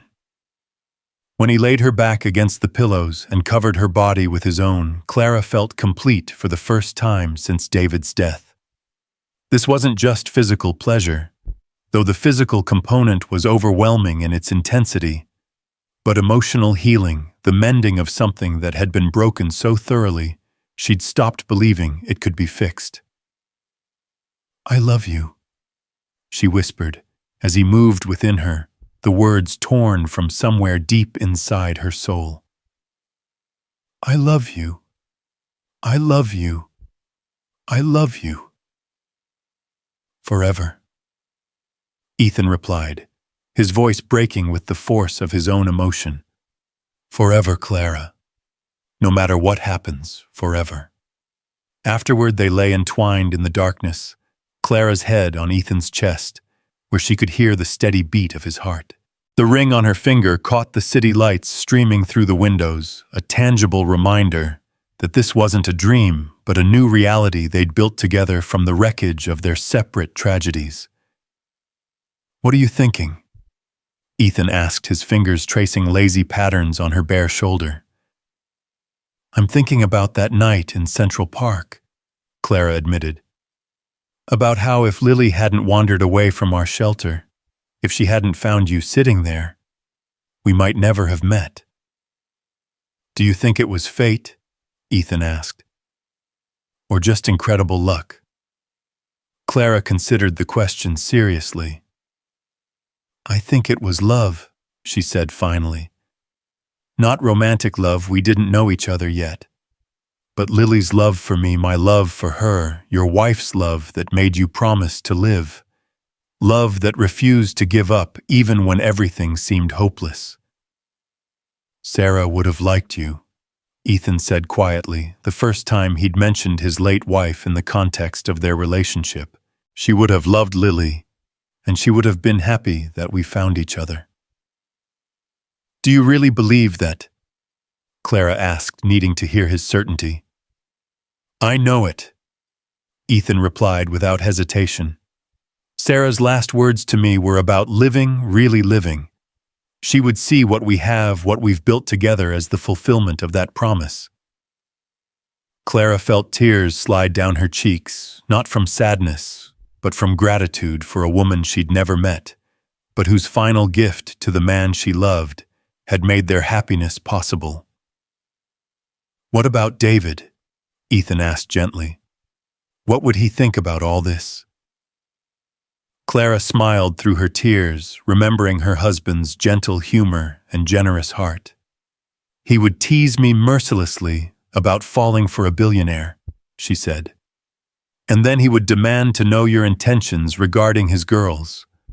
But he would love you, Ethan, because you make us happy, and David always said that happiness was the best revenge against tragedy." They talked through the night, sharing memories and dreams and plans for a future that seemed boundless in its possibility. Clara told Ethan about wanting to expand beyond bedside nursing, eventually maybe focusing on family support services for pediatric patients. Ethan confessed his growing disinterest in acquisitions and mergers, his desire to use his resources for something more meaningful than profit margins. "What if we started a foundation?" Clara suggested, as dawn began to lighten the sky. "For families dealing with medical crises, housing assistance, job placement, counseling services, all the support systems that might have prevented our situations from becoming so desperate." Ethan's eyes lit up with the first genuine enthusiasm Clara had seen him show for work-related topics. "The Sarah and David Foundation," he said immediately, "turning our losses into something that helps others." "I love that," Clara said, already imagining the possibilities. "We could help families before they fall through the cracks, before they end up homeless or hopeless." "We will help them," Ethan corrected firmly. "This isn't just a dream anymore, Clara. We have the resources, the experience, the motivation. We can make this happen." As the sun rose over Central Park, painting the sky in shades of gold and pink, Clara felt the last pieces of her new life falling into place. Nurse, wife, mother, philanthropist roles she'd once thought were lost to her forever, but that now seemed not just possible but inevitable. "Good morning, fiancé," Ethan said softly, kissing her temple as they watched the city wake up below them. "Good morning, future husband." Clara replied the words, feeling both strange and absolutely right on her tongue. Their quiet moment was interrupted by the sound of small feet running down the hallway, followed by Lily's voice calling for breakfast.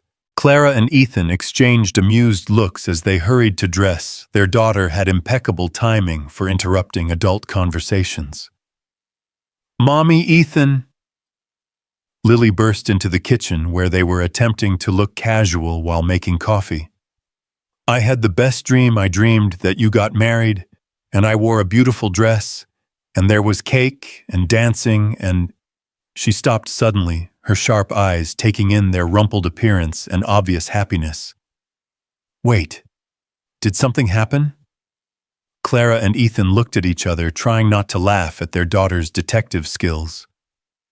Well, Clara said carefully, extending her left hand where the engagement ring caught the morning light. What do you think about that dream becoming real? Lily's shriek of joy could probably be heard 3 floors down. She launched herself at both adults simultaneously, somehow managing to hug them both while jumping up and down and chattering at speeds that made coherent conversation impossible. How can I help plan? What about my dress and flowers? And can we have a chocolate fountain? The questions tumbled out faster than Clara could process, let alone answer. Slow down, sweetheart, Ethan said, laughing, as he lifted Lily onto the counter. We have plenty of time to figure out all the details. But not too much time, Lily said seriously. Because I'm very little now, and if you wait too long, I might be too big to be a good flower girl. I think 6 is probably the perfect flower girl age, Clara assured her. So we'll make sure the wedding happens while you're still 6. That gives us about 7 months, Ethan said, calculating quickly. Think that's enough time to plan the wedding of your dreams? Lily considered this with the gravity of someone making important business decisions. If we start today, she said finally, and if we can have unicorns. Unicorns might be tricky, Clara said diplomatically, but I think we can manage something magical.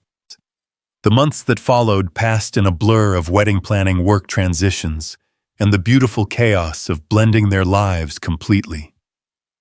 Clara started her position at Mount Sinai and found herself falling in love with nursing all over again, this time, with the hard-won wisdom that came from personal experience with loss and recovery. Ethan gradually shifted his business focus, delegating daily operations to trusted executives, while he and Clara developed their foundation concept.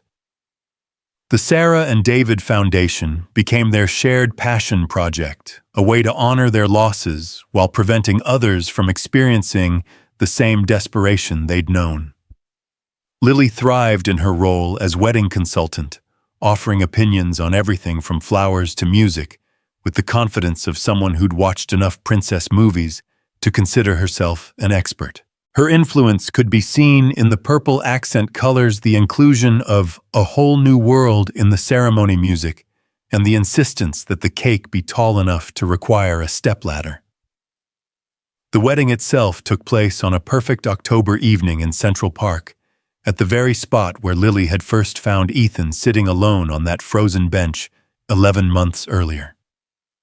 Clara wore a dress of ivory silk that made her feel like the princess from Lily's favorite stories, while Ethan stood waiting for her in a charcoal gray suit that emphasized his dark eyes and made her heart race just as much as it had that first night.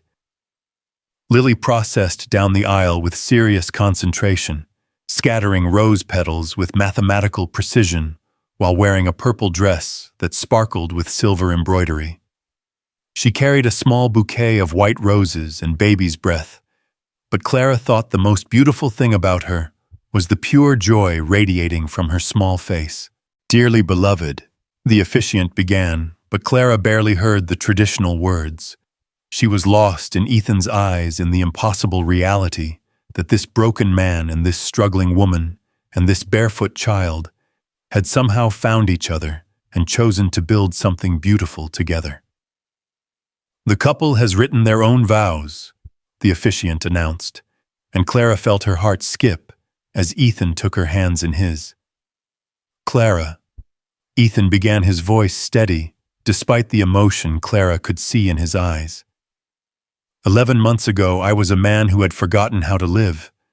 I was existing day to day, going through the motions of a life without meaning or purpose. Then a little angel with bare feet and endless wisdom led me to you, and everything changed." Clara felt tears slide down her cheeks as Ethan continued his words, painting a picture of their journey from strangers to soulmates. "You didn't just give me love," he said. "You gave me hope. You gave me family. You gave me a reason to believe in tomorrow and the courage to trust in forever. You taught me that healing doesn't mean forgetting. It means learning to love so fully that the pain becomes worth it." Clara's hands trembled as she began her own vows, looking into the face of the man who'd become her anchor and her wings. "Ethan," she said, her voice thick with emotion. "When Lily found you that night, I thought we were helping a stranger. I didn't know we were meeting our destiny. You've given us more than shelter and security. You've given us a home.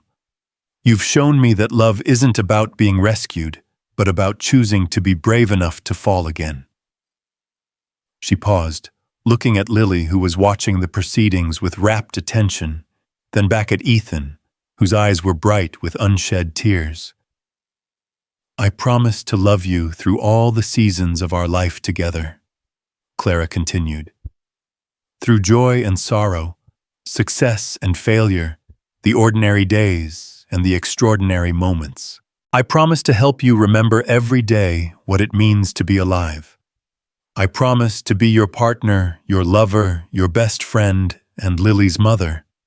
I promise to choose you every single day for the rest of my life." The rings they exchanged were simple bands of platinum, but they felt like the most precious things Clara had ever worn. When the officiant pronounced them husband and wife, Ethan's kiss was soft and reverent, and full of promise for all the years ahead. "Ladies and gentlemen," the officiant announced with a smile, "I present to you Mr. and Mrs. Cross and their daughter Lily."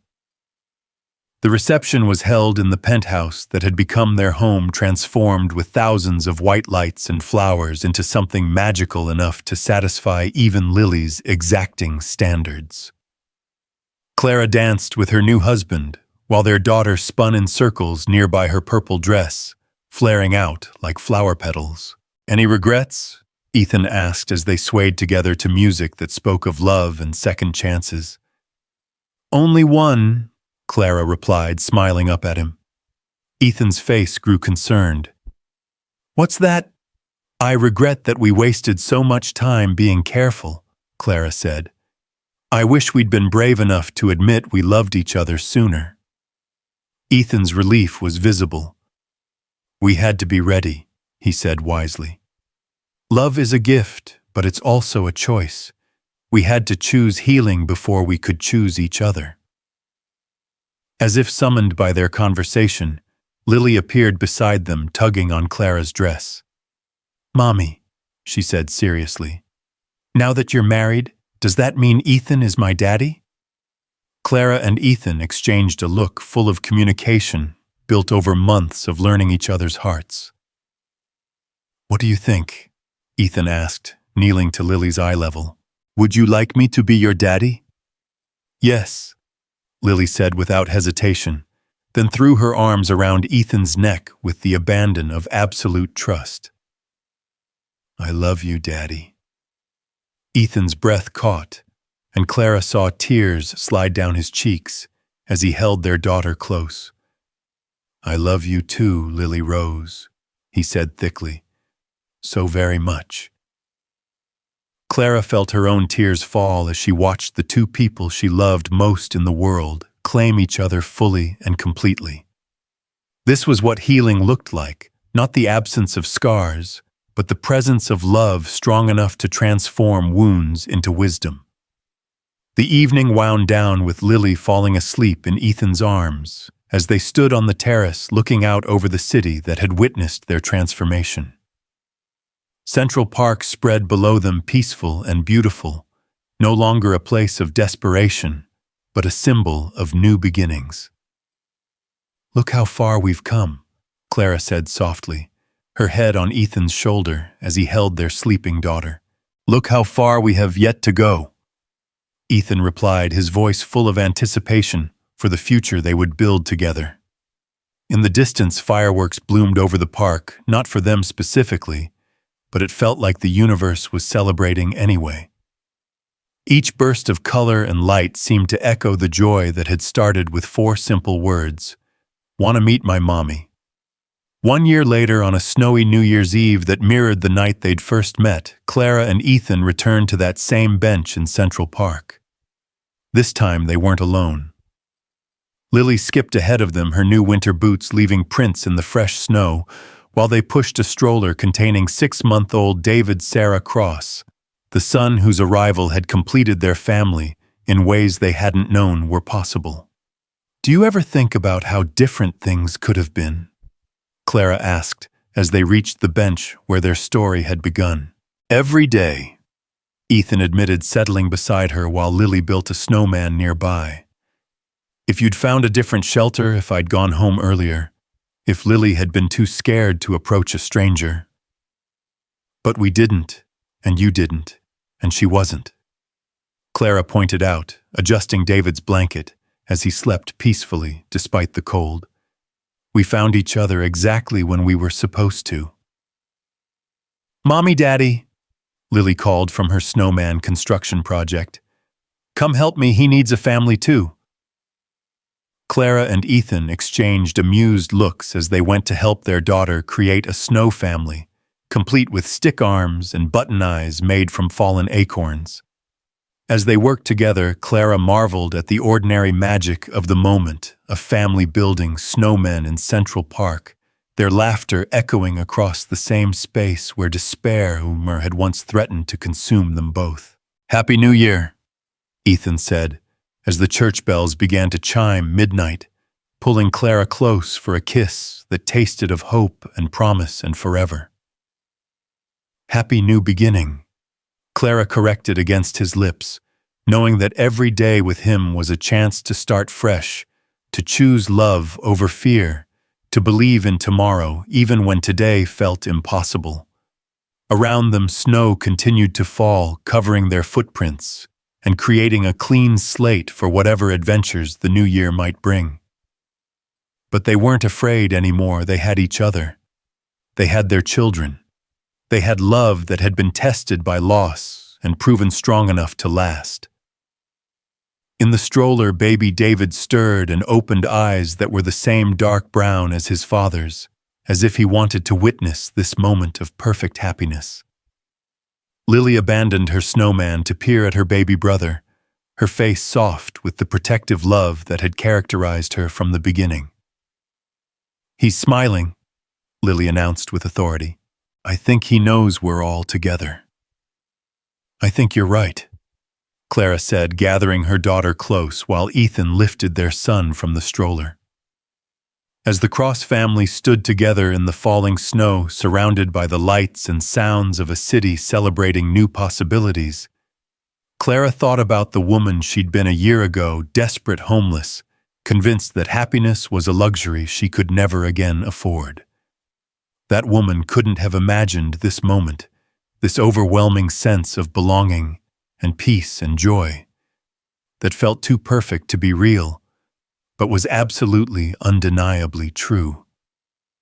"Thank you," she whispered to Ethan, though the words seemed inadequate for everything he'd given her.